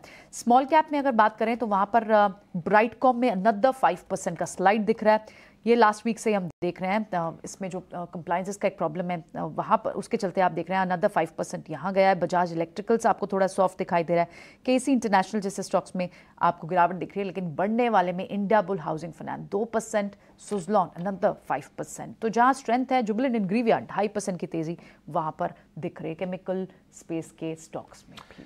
चलिए आगे बढ़ते हैं, और अब समय हो गया है ओपनिंग ट्रेड्स का। अपने सारे पैनलिस्ट के साथ एक ओपनिंग ट्रेड जो उनको बाजार में खुलते वक्त नजर आ रहा है, और शुरुआत करेंगे शिवांगी सादा से। शिवांगी बताइए आपका ओपनिंग ट्रेड क्या होगा? जी मुझे GRSE बहुत अच्छा लग रहा है। यहाँ पे जिस हिसाब से स्टॉक ने एक पोलन फ्लैग पैटर्न फॉर्मेशन किया है डेली फ्रेम में, यहाँ से निकलने की पूरी तैयारी कर रहा है स्टॉक। और वीकली बेसिस पे भी हमने देखा है पिछले 3 हफ्तों से एक काफी अच्छा मोमेंटम यहाँ पे कंटिन्यू होते हुए दिख रहा है। फॉलो अप बाइंग भी है, तो यहाँ पे मेरी राय रहेगी कि हम खरीदारी करें। 840 तक के लक्ष्य बनते हुए दिखेंगे 790 के एक स्टॉप लॉस के साथ। ठीक है, Garden Reach opening trade. Mitesh Panchal आपका ओपनिंग ट्रेड क्या होगा? सर अनडाउटेडली एक्सिस बैंक मेरे हिसाब से अभी 1000 क्रॉस करने की कगार पे है। 991 पे ऊपर स्टॉक ट्रेड कर रहा है। 980 के स्टॉप लॉस से एक्सिस बैंक को बाय किया जा सकता है। अगले 5 से 7 ट्रेडिंग सेशंस में 1020 1030 का भाव ऊपर में आ सकता है। तो Axis Bank as of now मेरी पिक रहेगी। ओके अविनाश, वैसे तो मैं यूजुअली चार्टिस्ट से पूछता हूँ ओपनिंग ट्रेड, लेकिन कोई ऐसा स्टॉक है आज जो आपके रडार पे है? इनफैक्ट अजय, मुझे लग रहा है कि लार्सन एंड टूब्रो पे फोकस करना चाहिए, क्योंकि सितंबर 12 को बायबैक का रिकॉर्ड डेट अनाउंस हो चुका है। मुझे लग रहा है कि सेकंड क्वार्टर भी कंपनी के लिए बहुत मजबूत रहेगा, और in the very near term मुझे लग रहा है कि बायबैक का ट्रिगर तो प्ले आउट होगा, क्योंकि बायबैक का प्राइस करीबन 3000 रुपया है। 10,000 करोड़ का बायबैक है, तो यहाँ पे फोकस करिए। हो सकता है कि ये लार्ज कैप में आज आपको एक अच्छा उछाल देखने को मिले, लेकिन अगले 3 से 6 महीने के लिए मुझे लग रहा है कि आपको एक अच्छा बढ़त यहाँ पे मिलने की पॉसिबिलिटी रहेगी। तो काफी अच्छा क्वालिटी स्टॉक है, अच्छे वैल्यूएशंस पे मिल रहा है, तो L&T डेफिनेटली आपके पोर्टफोलियो में होना चाहिए। और इस लेवल से तो आपको कम से कम 2850, 1900, 2900 का एक टारगेट प्राइस कंफर्टेबली मिलेगा, अगर आपका नजरिया कम से कम अगले 6-8 महीने। ठीक है, ये L&T के ऊपर फोकस फंडामेंटल दृष्टि से। कुछ आपका ओपनिंग ट्रेड? GMDC यहाँ पे काफी अच्छा लग रहा है। स्टॉक में रिलेटिव स्ट्रेंथ है ही। पिछले 4 से 5 सेशंस में हमने एक अच्छा वॉल्यूम बैक अप मूव देखा है, तो यहाँ पे आप एक फ्रेश बाइंग इनिशिएट कर सकते हैं। BTST का प्रेशर जो है वो हल्का सा यहाँ पे ईज आउट होता हुआ नजर आ रहा है। तो 228 जो अभी तक का डे लो बना है, उसी को अपना स्टॉप लॉस बनाए। टारगेट्स यहाँ पे आप 235 और 240 के लेके चले, तो GMDC यहाँ पे काफी अच्छी स्ट्रेंथ दिखा रहा है। ओके, और सोनी पटनायक आप भी अपना ओपनिंग ट्रेड शेयर करें। मेरा रहेगा नौकरी में मल्टीपल सपोर्ट टेस्ट किया है 4150 का, उसको पकड़ के वो एक बाउंस बैक लेने की कोशिश कर रहा है। तो आप बोल सकते हैं कि यहाँ पे एक बॉटम फिशिंग हुआ है, तो 4150 के स्टॉपलॉस के साथ आप नौकरी बाय कर सकते हैं। पहला टारगेट रहेगा 4320 का, उसके ऊपर सस्टेन करते हैं उसका दूसरा टारगेट रहेगा 4400। निफ्टी सिर्फ अब 5 पॉइंट ऊपर रह गया, और इसकी बड़ी वजह है कि रिलायंस आज टिक नहीं पा रहा। आज इसकी AGM है। इस रिलायंस को हमने आपको शुरुआत में दिखा दिया था, और फ्राइडे को भी कोई बहुत अच्छी क्लोजिंग के साथ रिलायंस नहीं करके गया था क्लोज। तो अब आप देख पा रहे हैं निफ्टी बाकायदा लाल निशान की तरफ बढ़ा है, और इसकी बड़ी वजह रिलायंस का ना चलना भी है। एक पॉइंट तो ये, बैंक निफ्टी भी बाकायदा लाल निशान में आ गया है। तो बस आपको जो हम कह रहे थे ना 5 मिनट रुक जाइए, पहले 5 मिनट देख लीजिए, ये पहले 5 मिनट इसी वजह से ही थे कि कोशिश करने दीजिए इसको पहले 19,300 के ऊपर टिक तो जाए, लेकिन ये प्रेशर इतनी ज़ोर से आया कि इसको 19,300 के नीचे 50 पॉइंट धकेल गया। खैर एनी हाउ, क्योंकि इंडिया बुल्स के शेयर चल रहे हैं, क्या सिर्फ हाउसिंग ही चलेगा कि इसके अलावा और शेयर भी चल सकता है? इंडिया बुल रियल एस्टेट के अंदर भी पिछले 1-2 दिन से थोड़ा बज़ बना है। कुछ एक बार शेयर देखेंगे इंडिया बुल्स रियल एस्टेट। बिल्कुल डिम्पी, और उसका हमें फॉलो थ्रू एक्शन आज भी देखने मिल रहा है। आप देखिए 2 से 3 सेशंस में वॉल्यूम बैक अप मूव है, मोमेंटम इंडिकेटर सेटअप भी पॉजिटिव है, एंड फाइनली इसने जो इसका 200 डे मूविंग एवरेज है इसको कन्विंसिंगली ब्रेक किया है, उसके ऊपर भी ट्रेड कर रहा है। तो यहाँ पे आप एक फ्रेश लॉन्ग पोजीशन इनिशिएट कर सकते हैं। This could be the start of new rally, जो स्टॉक को एक्चुअली 85-90 के लेवल्स पे भी लेके जा सकता है। बट अगर आप ट्रेडिंग के लिहाज से ले रहे हो तो 77 और 80 के 2 टारगेट्स के लिए बाय करें। स्टॉप लॉस जो है आप 70 पे लेके चले। बहुत क्लियर ब्रेकआउट है, सस्टेन भी कर रहा है। This might turn out to be a good pick in the coming days.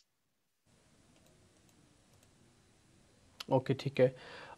एक बात मैं और सिर्फ निफ्टी पे बता देता हूँ, ये ना मार्केट शेक कर रहा है आपको, ये ब्रेक नहीं कर रहा, ना तो स्टॉप लॉसेस को ब्रेक कर रहा है ना ही रेजिस्टेंस को ब्रेक कर रहा है। इसलिए जिनको शेकिंग का काम आता है ना, यानी कि जिनको राइटिंग आती है, जिनको हेज आता है, वो इस मार्केट के लिए बिल्कुल अप्रोप्रिएट कैंडिडेट है ट्रेडिंग के लिए। अदरवाइज शेकिंग में ना आपका दिल टूट जाएगा। आप 15 दिन में जहाँ थे ना वहीं खड़े हो, लेकिन 15 दिन में बहुत सारे लोग ऐसे निकल आएंगे जिन्होंने पैसा खो दिया होगा अपना, इसी उम्मीद में कि अभी चला और इसी उम्मीद में कि अभी टूटा। ये अभी अभी वाला जो कंसेप्ट है ना, थोड़ा मार्केट से दूर रहिएगा। ये शेक करता है सिर्फ, और टिपिकली मेरे को लग रहा है आज भी करेगा। शुरुआती डाटा को देख के तो ऐसे लग रहा है। एक शेयर और है FSL। मितेश, आप इस शेयर को जरा चेक कीजिए, क्योंकि आप थोड़ा सिस्टम एंड मेथड भी चेक करते हैं, और दूसरा आपको थोड़ा लॉन्ग टर्म के पॉइंट ऑफ व्यू से भी अच्छी दम दिखेगा। FSL, इस शेयर के अंदर क्या करना चाहिए? देखिए, बहुत ही बढ़िया स्टॉक आपने चुना है FSL का। अगर FSL की मैं बात करूं टेक्निकली, तो FSL में रिसेंटली जो रैली आई है वो सस्टेनेबल है हमारे हिसाब से। 145 के ऊपर एक स्ट्रॉन्ग ब्रेकआउट मिला है सिस्टम और मेथड के हिसाब से। 165 स्टॉक चल रहा है, तो डेफिनेटली करंट लेवल के ऊपर एक्यूमुलेट करना चाहिए। इसकी जो रफ्तार है वो 182 के ऊपर आएगी, तो शायद 182 तक थोड़ा रुके, थोड़ा चले, थोड़ा रुके, थोड़ा चले, ऐसी एक आपको पैटर्न दिखाई देगी। लेकिन 182 के ऊपर सीधा जो दूसरा हमारा टारगेट आता है वो 220 या 250 का आता है। तो टिल 182 शायद जो जर्नी है वो स्लो एंड स्टडी हो सकती है, लेकिन 182 के बाद एक बहुत ही स्ट्रॉन्ग ब्रेकआउट एक्सपेक्टेड है with a target of 220 250। Definitely current level के ऊपर लेना चाहिए। ठीक है, ऑल राइट। तो आप इसे करंट लेवल्स पर बाय करने की रिकमेंडेशन देंगे। मन्नापुरम में हमने लास्ट वीक भी देखा था, कई सारे बल्ब्स लगे थे, आज भी उसमें एक अच्छी मूवमेंट दिख रही है। शिवांगी हमारे साथ। शिवांगी, एक बार मन्नापुरम पर आप अपनी राय देंगे? जी, मनापुरम से हम देख रहे हैं कि काफी दिनों से एक एक्शन बनता हुआ दिख रहा है।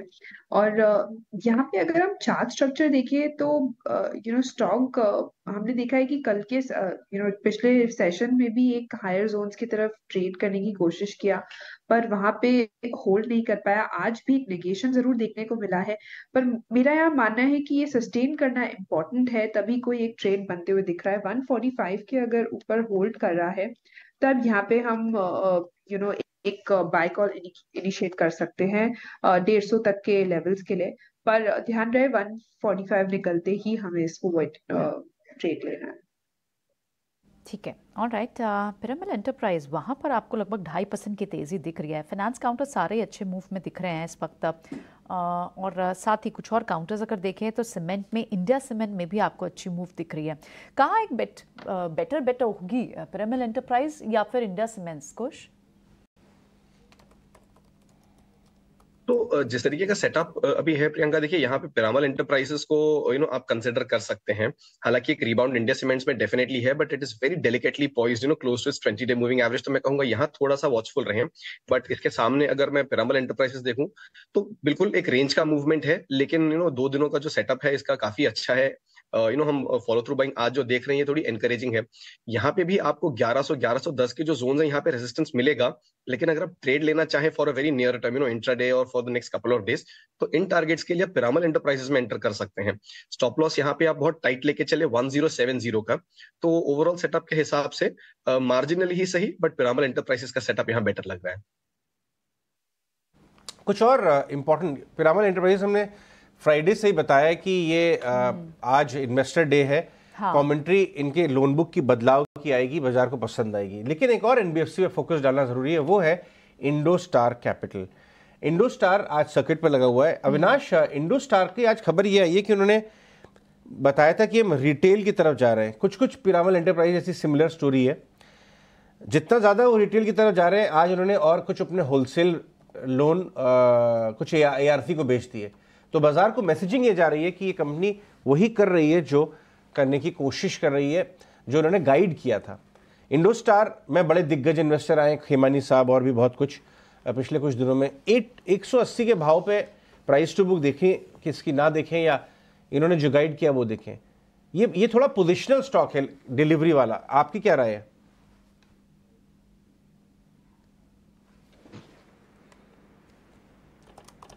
अविनाश? इनफैक्ट अजय, देखिए इंडोस्टार कैपिटल में आपको पता होगा कि काफी बड़े एचएनआईज ऑलरेडी एंटर कर चुके हैं, और ये जो होलसेल बुक उन्होंने ट्रांसफर किया है, रिटेल पे फोकस है, इसका मतलब साफ है कि मार्जिन्स में डेफिनेटली एक पॉजिटिव अप ट्रेंड आपको देखने को मिलेगा। ऑलरेडी स्टॉक थोड़ा चल चुका है, लेकिन मुझे लग रहा है कि नंबर्स को रिफ्लेक्ट होने में अभी थोड़ा टाइम लगेगा। अगले 1-2 क्वार्टर्स में आपको इसका इंप्रूवमेंट भी देखने को मिलेगा, और जो सबसे बड़ी दिक्कत होलसेल बुक की थी वो अभी निकल गई है। तो आई वुड सजेस्ट कि अगर किसी को लंबा पोजिशनल व्यू लेना है तो with in the NBFC space काफी अच्छा इंटरेस्टिंग बेट हो सकता है अगले 12 से 15 महीने के लिए। तो डेफिनेटली इसमें एक निवेश का मौका बन सकता है। आई थिंक थोड़ा सा स्लोली एक्यूमुलेट करना चाहिए, बट जिस प्रकार के निवेशक अभी आए हैं, यहाँ पे भी परम कैपिटल है, विकास खेमानी जी की कंपनी कार्नाइल इन्वेस्टमेंट ने भी पैसा लगाया है।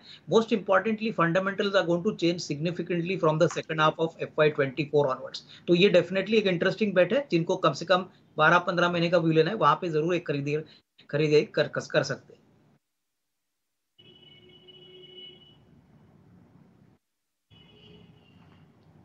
मैंने एक चार्ट आपके स्क्रीन पे लेके आऊँगा। कुछ दिन पहले भी हमने ये आपको चार्ट दिखाया था, वो था इंडिया विक्स का, वॉलेटिलिटी इंडेक्स इंडिया विक्स। अगर आप देखें ना, वो करीब 3.5-4% ऊपर है इंडिया विक्स आज में।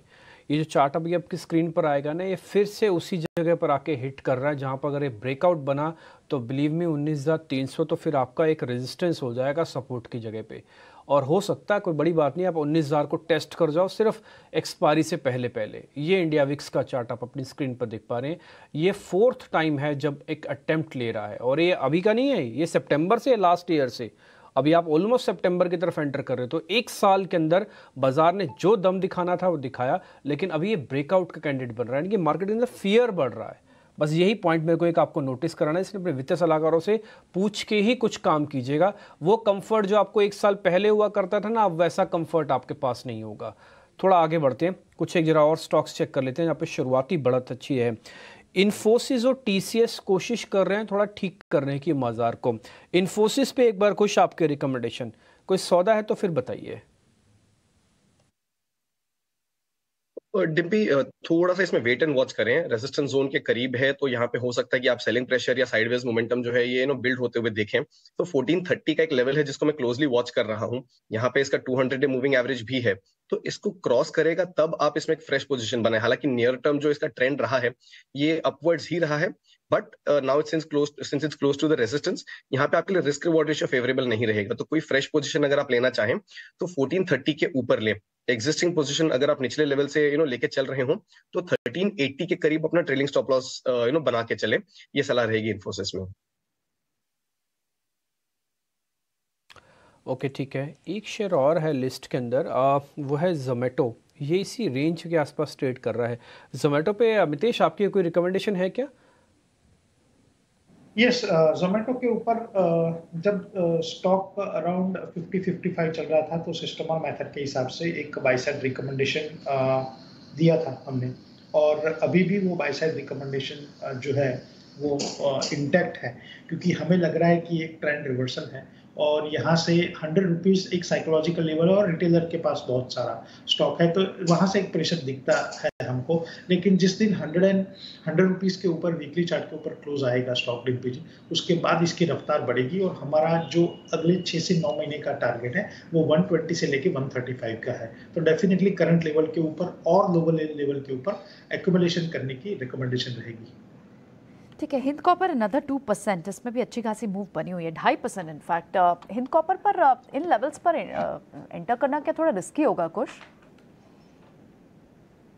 इनफैक्ट यहाँ पे फ्रेश एंट्री वारंट होती है। प्योरली रीजन ये है कि देखिए बहुत शार्प मूव था, स्टॉक ऑलमोस्ट 160 तक चला गया था, बहुत शार्प राइज देखा था तब हमने वहां पे। अब कूल ऑफ हुआ है और अपने 20 डे मूविंग एवरेज को फिर से रीगेन कर रहा है, तो यहाँ पे आप एक्चुअली एक अच्छा एंट्री पॉइंट ढूंढ सकते हैं। अगर आप चाहें तो थोड़ा सा वेट कर ले, 150 टिपिकली राउंड फिगर है, ऑप्शंस के हिसाब से भी आपको कॉल बेस अच्छा दिखेगा वहां पे। तो अगर ये 150 क्रॉस करता है तब आप यहाँ पे एक फ्रेश एंट्री ले सकते हैं। मोमेंटम इंडिकेटर पे भी जो ओवर हीटिंग थी वो कूल ऑफ हुई है और एक नया अपसर्ज हमें देखने मिल रहा है।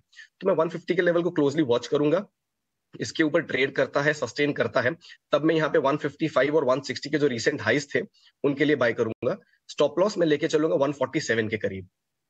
ठीक है, ऑल राइट, ओके, आप ट्रेल करना चाहेंगे इसे, और जिस मूवमेंट के साथ चल रहा है इसको ट्रेल करना भी चाहिए। एक और स्टॉक है AB कैपिटल, इनफैक्ट ओके ना, ONGC को डिस्कस करते हैं, और वो भी शिवांगी के साथ लगभग 2.5%, अच्छा एक ओपन लॉन्ग बिल्टअप यहाँ दिखाई दे रहा है। क्या आपको ट्रेडिंग गेन्स यहाँ दिख रहे हैं ONGC में, शिवांगी? जी, ONGC ने अपने लेवल्स को होल्ड किया है, सपोर्ट जोन्स को 175 के आसपास इसने काफी एक अच्छा बेस बनाया है, और फिर अब अच्छी तैयारी कर रहा है यहाँ पे अप्रूव के लिए। तो यहाँ पे मेरी राय रहेगी कि हम खरीदारी कर सकते हैं, और मोमेंटम जो है वो थोड़ा स्लो रहेगा। 180 और फिर 182 तक के लेवल्स के लिए हम एक्सपेक्ट कर सकते हैं, 172 के एक सपोर्ट को ध्यान रखते हुए। ठीक है, चलिए कुछ आगे बढ़ते हैं और हम बात करते हैं मेटल स्टॉक्स की। मैंने आपको बताया था जब से यूएस का Q2 GDP आया है, मेटल स्टॉक्स में बाय ऑन डिप आ रहा है, और आपको फ्राइडे नाइट पावेल साहब खुद कह के गए हैं कि यूएस इकोनॉमी बहुत मजबूत दिख रही है, लेकिन चाइना का थोड़ा सा एक तरह से हेडविंड कह सकते हैं, मगर आज मेटल काउंटर में कड़क मूव दिख रहा है। हमारे पैनलिस्ट भी आपको बता रहे हैं, लेकिन मैं बात करना चाहूँगा वेदांता की। सोनी ज़रा वेदांता के स्टॉक को चेक करके बताएं, काफ़ी पिटाई हुई इसकी, अनफेवर्ड स्टॉक है पूरे मेटल पैक में, लेकिन क्या ये रिस्क रिवॉर्ड के हिसाब से क्या भी ठीक लग रहा है, क्या इसमें काम करना चाहिए?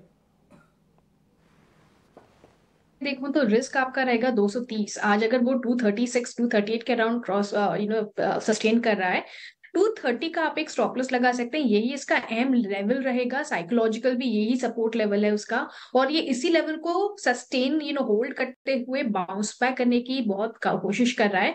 बट ऊपर की तरफ उसका इंस्टेंट इंट्राडे रेजिस्टेंस है 240 पे, तो जब तक वो 240 के ऊपर क्रॉस करके सस्टेन नहीं करता है, शायद 230 का ये सपोर्ट मेक और ब्रेक लेवल जैसा ही बन सकता है। तो ये आई थिंक आप वेट कीजिए इसको, 240 के ऊपर अगर क्रॉस करता है, क्लोज भी देता है, तभी आप उसको बाय कर सकते हैं। मेरे ख्याल से वो बाउंस कर सकता है आराम से 258 लेवल्स तक।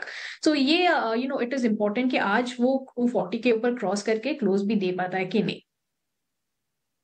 ये तो गया वेदांता। भारती को लेके आइए जरा, कुछ भारती में कुछ कमजोरी का साइन नजर आ रहा है। देखिए आज भी फ्रेश शॉर्टिंग हुई है, बाजार में गैप डाउन खुलने के बाद ये सरकता हुआ इस समय आ गया है डेज लो की तरफ। 875 वाला कैश में 66 पे मिल रहा है। ये दबाव के जारी रह सकता है, क्या ये शॉर्ट कैंडिडेट है? अच्छा, बिल्कुल है। और अगर आप इसका मूवमेंट देखें for at least the last 5 sessions, तो एकदम जैसे कहते हैं पिन पॉइंट अपना जो 20 डे मूविंग एवरेज है उसी को रेजिस्टेंस जोन बना के ग्रेजुअली ही सही लेकिन नीचे स्लाइड हो रहा है। तो अगर आप यहाँ पे एक फ्रेश शॉर्ट पोजीशन इनिशिएट करना चाहें, it will not be a bad idea. 875 जिसके करीब इसका 20 डे मूविंग एवरेज है, जब तक उसे क्रॉस नहीं करता आई थिंक फ्रेश अपसाइड इसमें बहुत मुश्किल होगा आना। तो 875 को अपना ट्रेलिंग अपना स्टॉप लॉस बना के इसमें फ्रेश पोजीशन आप इनिशिएट कर सकते हैं शॉर्ट की। जो आपके टारगेट्स हैं ये रहेंगे 855 का पहला टारगेट, और जो दूसरा टारगेट है ये 845 का रहेगा। सो जब तक स्टॉक इस एवरेज के नीचे ट्रेड कर रहा है, सेलिंग प्रेशर बना रहेगा। मोमेंटम इंडिकेटर सेटअप भी यहाँ पे आपको थोड़ा सा नेगेटिव ही दिख रहा है। So for the given levels भारतीय अंडर प्रेशर है, आप शॉर्ट पोजीशन भी इनिशिएट कर सकते हैं।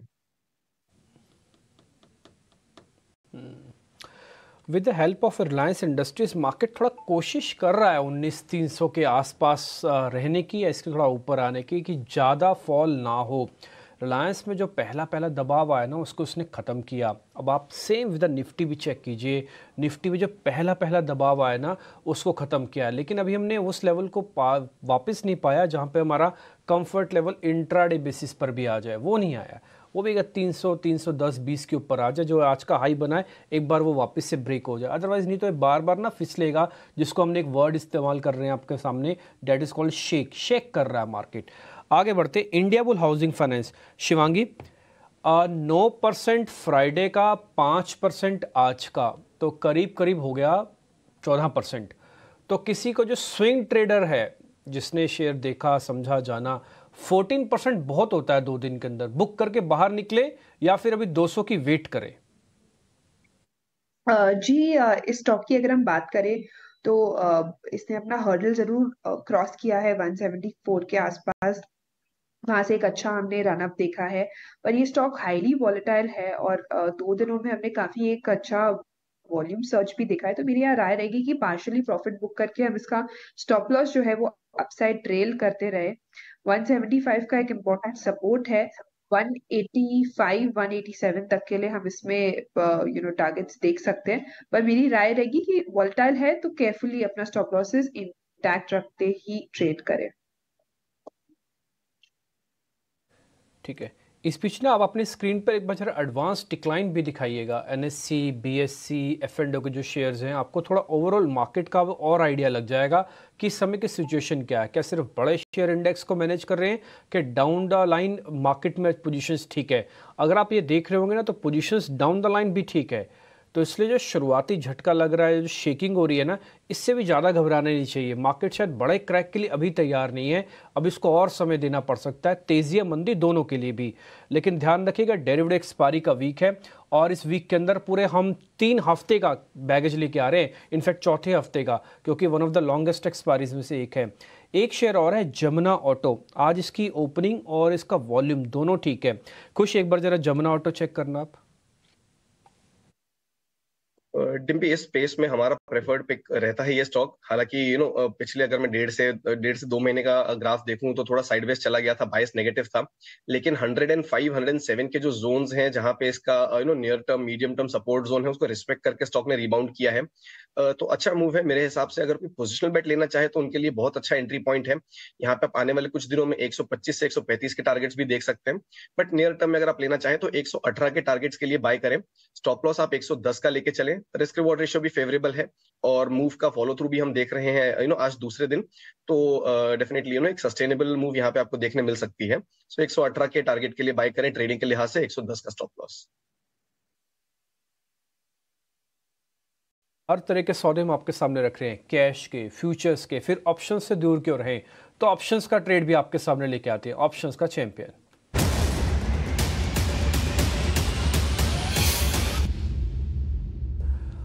अक्षय पी भागवत हमारे साथ हैं। Akshay, good morning. बताएं आज आपने कौन सा ऑप्शन चुना है, इंडेक्स का कि स्टॉक्स का? Good morning.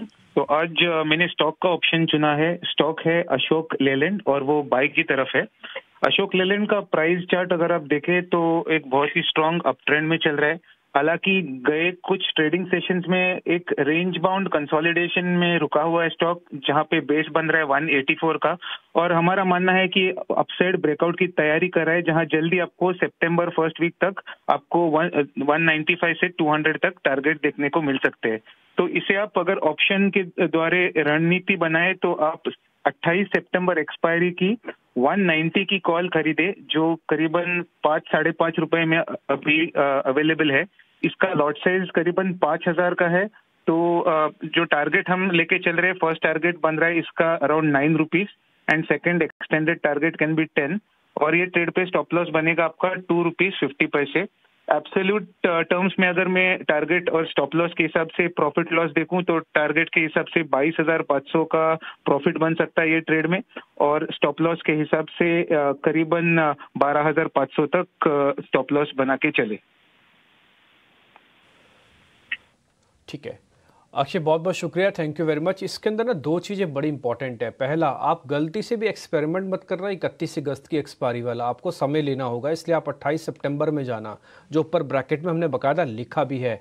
दूसरा पॉइंट ध्यान देने वाला है, 6 रुपये की कॉल है और 2.5 रुपये का इसमें स्टॉप लॉस लगा है। कई लोगों के मन में आता है 2.5 रुपये बचा के भी क्या हो जाएगा, बॉस बहुत कुछ बच जाएगा, 12,500-13 हज़ार रुपये बचेंगे आप। इसलिए अपने रिस्क रिवॉर्ड को जो हमने लिखा है ना आपके सामने, इसी 2.5 रुपये की कैलकुलेशन के हिसाब से लिखा है। इस 2.5 रुपये को भी छोड़ मत देना ऐसे ही कि नहीं पड़ा है तो पड़ा रहे, 2.5 रुपये बचा के क्या फ़ायदा होगा।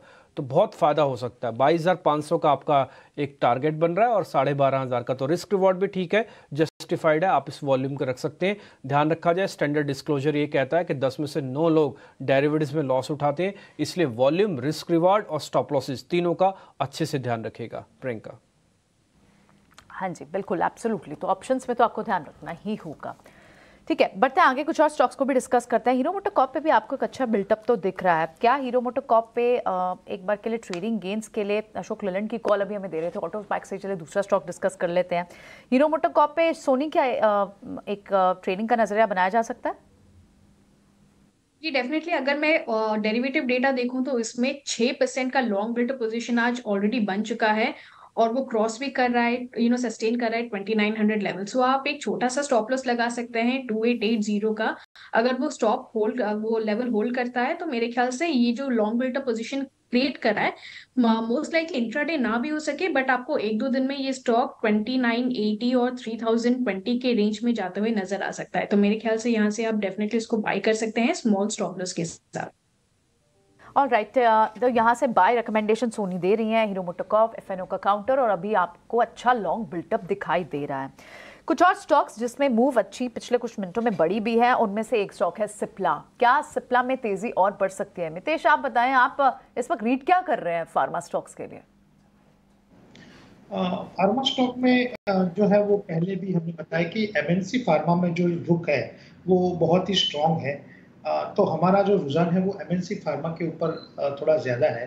लेकिन अगर सिप्ला की बात करें तो डेफिनेटली करंट लेवल के ऊपर खरीदा जा सकता है, क्योंकि आज भी जो स्टॉक है उसने हायर हाइज मेंटेन किए हैं पहले कुछ घंटों में। तो definitely with in the domestic pharma Cipla current level के ऊपर बाय रिकमेंडेशन रहेगी। पिरामल एंटरप्राइजेज अब 3% ऊपर हो गया। 3% आपको हमने फ्राइडे को दिलवाया, 3% आज आपको मिल गया और डेज हाई पे है अपने पिरामल डे के पहले।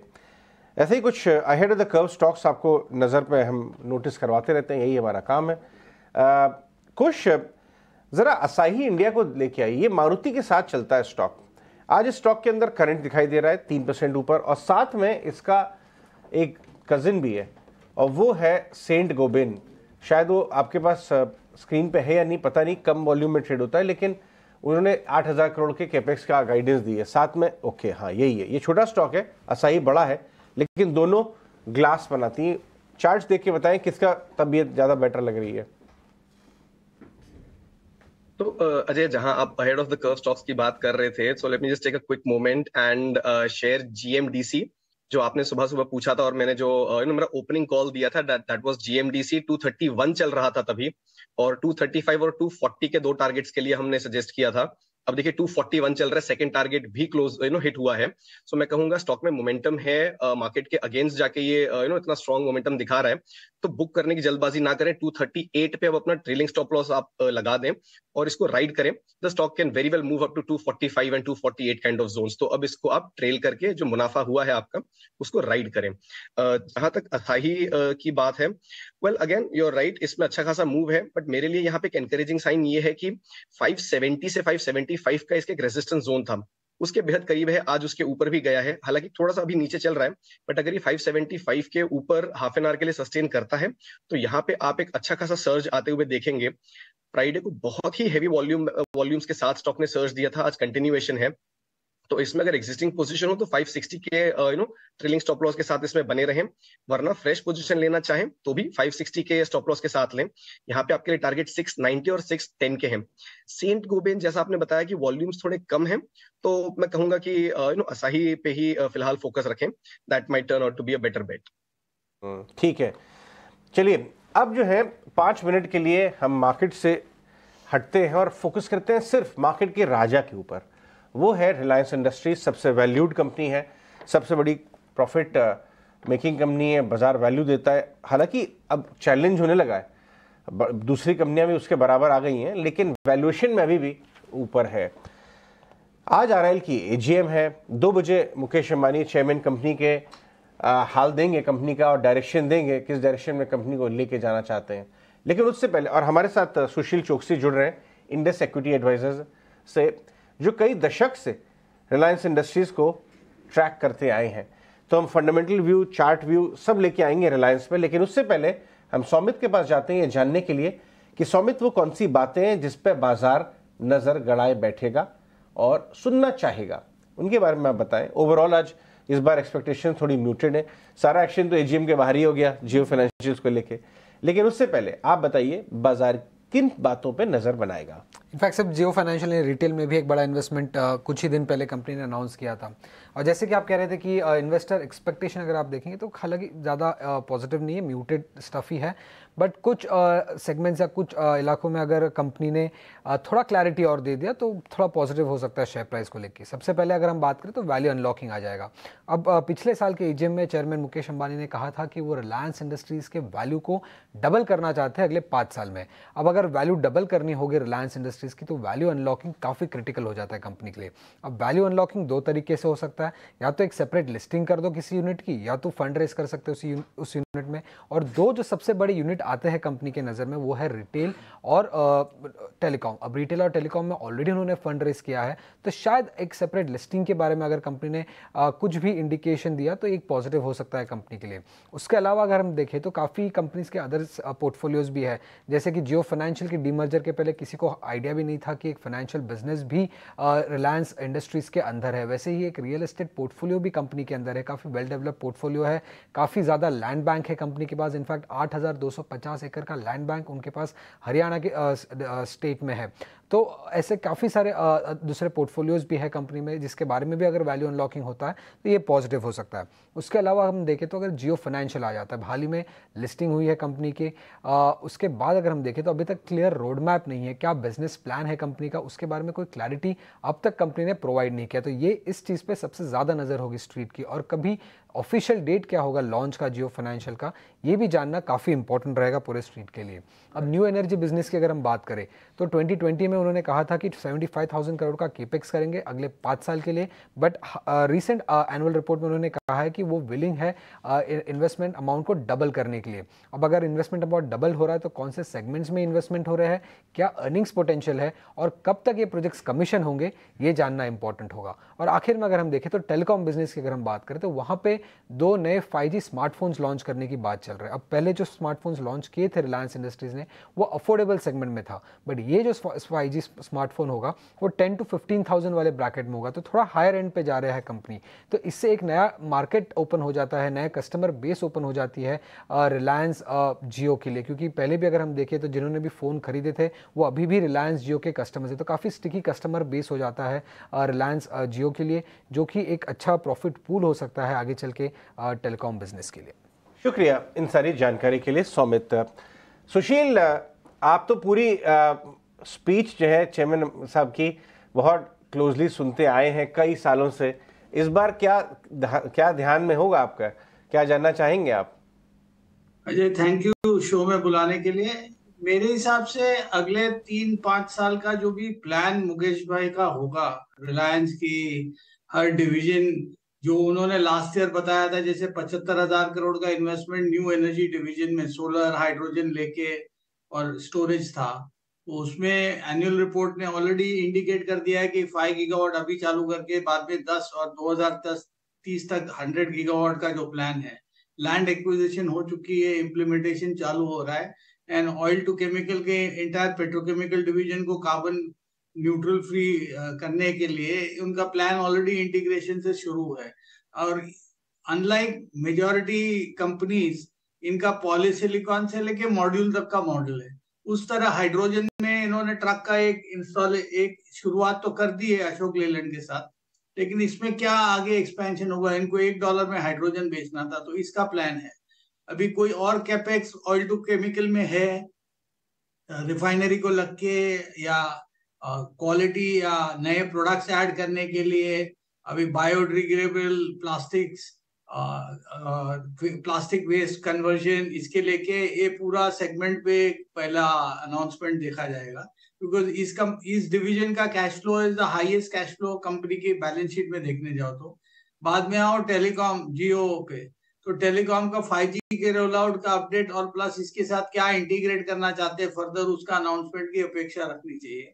तीसरी बात आई रिटेल का एक्सपेंशन जो रफ्तार से चल रहा है, इसमें और बढ़त आ सकती है, कितने नए टाई अप हो सकता है। और अभी जियो फाइनेंशियल के इशू के बाद एक बात तो सही है कि नक्की है कि रिलायंस रिटेल का जो भी सेल्स होता है, इलेक्ट्रॉनिक गुड्स, अभी टेलीफोन एप्पल का नया लॉन्च, या टेलीविजन होवे, या कंज्यूमर सर्विस होवे, कंज्यूमर ड्यूरेबल पर्सनल गुड्स होवे, टेक्सटाइल होवे, या उनके कस्टमर बेस है, इसमें अभी उनके पास 250 मिलियन कस्टमर बेस रजिस्टर्ड है, तो इसका इंटीग्रेशन ये लोग मार्केटिंग के लिए कैसे, जैसे बैंक दूसरों से बजाज फाइनेंस या दूसरी कंपनीज के साथ टाइप होता है, IDFC सब, उस तरह जियो फाइनेंशियल कितने कौन से सेगमेंट में किससे टाइप करेगी उसके बारे में, या इंश्योरेंस वर्टिकल लॉन्च करते हैं जैसे ब्लैक रॉक की तरह जियो का ऑलरेडी अनाउंस कर सके, उस पर क्या अनाउंसमेंट आती है वो देखना चाहिए।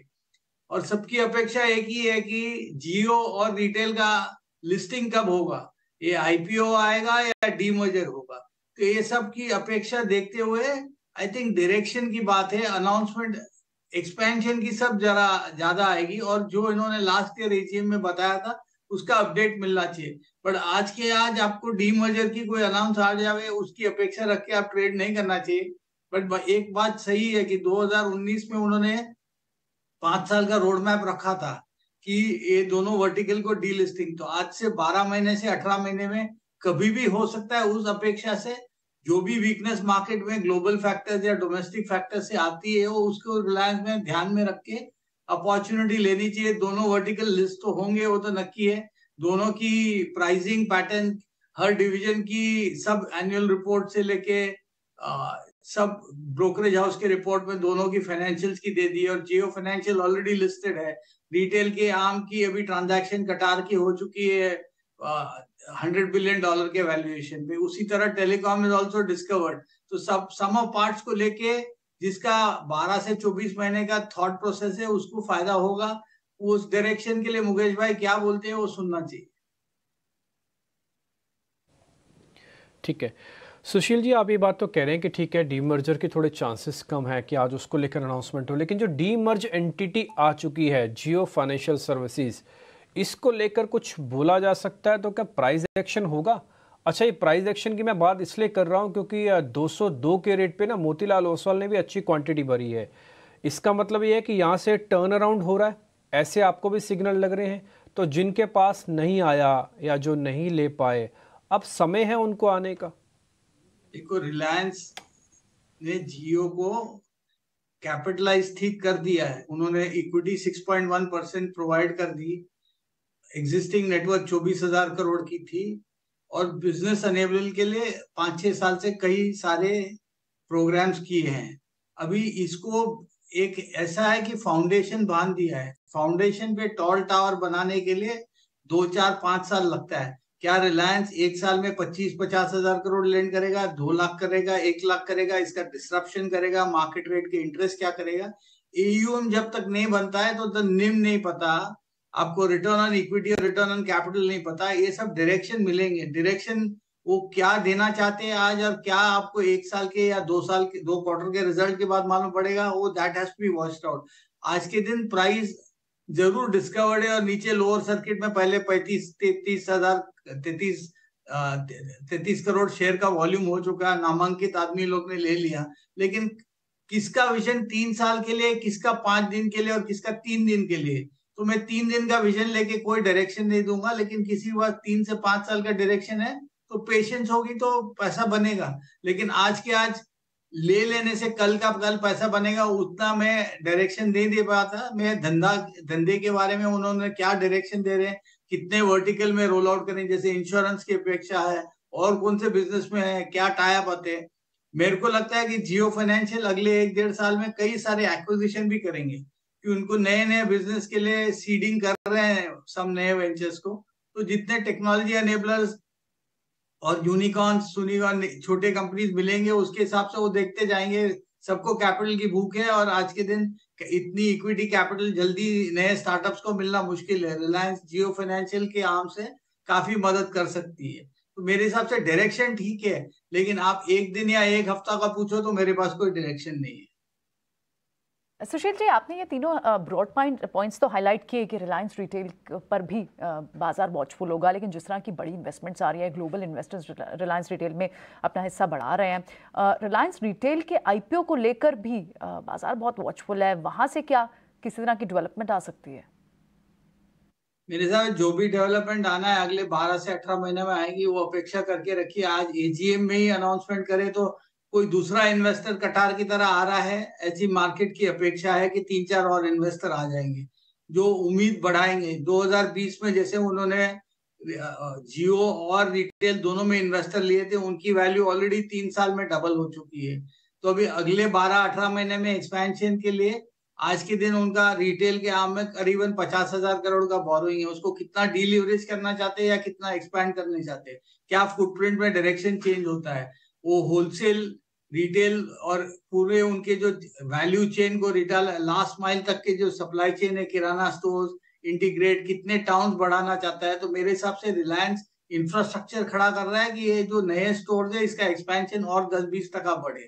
तो मेरे हिसाब से अपेक्षा ग्रोथ की है जो आपको रिलायंस के शेयर में मिल रही है, उसका डीमर्जर आज होगा या 6 महीने के बाद होगा उससे ज्यादा फर्क नहीं पड़ना चाहिए। It's just a kicker in the sense कि ये रिटेल अलग हो गया। अभी आज आपको ऐसा लगता है कि मेरे को रिलायंस के सब धंधे पसंद नहीं है, कोई फाइनेंशियल लेना चाहेगा, कोई रिटेल, कोई टेलीकॉम, कोई ऑयल टू केमिकल, उसके लिए बात सही है। लेकिन आप एक रिलायंस लेके चारों का बेनिफिट ले सकते हो जब तक आप, एक्सेप्ट जियो अभी लिस्ट हो गया फाइनेंशियल, आप उसको मिलेगा, आपको 6 महीने में होगा, 1 साल में होगा या 1.5 साल में, वो देखना है। पर मेरे हिसाब से वैल्यू इमर्ज होगी, लेकिन मार्केट अनसर्टेन है। जैक्सन होल की फ्राइडे की मीटिंग के बाद इंटरेस्ट रेट कम होने वाले नहीं, रिसेशन ग्लोबल होता है या स्लो डाउन होता है, चाइना का इम्पैक्ट स्लो डाउन का ऑलरेडी दिख रहा है। Plus there is some noise about oil exports, oil import from Russia, ये सब ध्यान में रखते हुए इंडिया के इंटरेस्ट रेट कम नहीं होने के भी चांसेस है। Reliance is a good proxy for India consumer play, because जो भी रिलायंस बनाता है वो कंज्यूमर पे ही जा रहा है, प्लास्टिक से लेके ऑयल प्रोडक्ट से लेके फाइबर इंटरमीडिएट से लेके रिटायर हो या टेलीकॉम हो गए।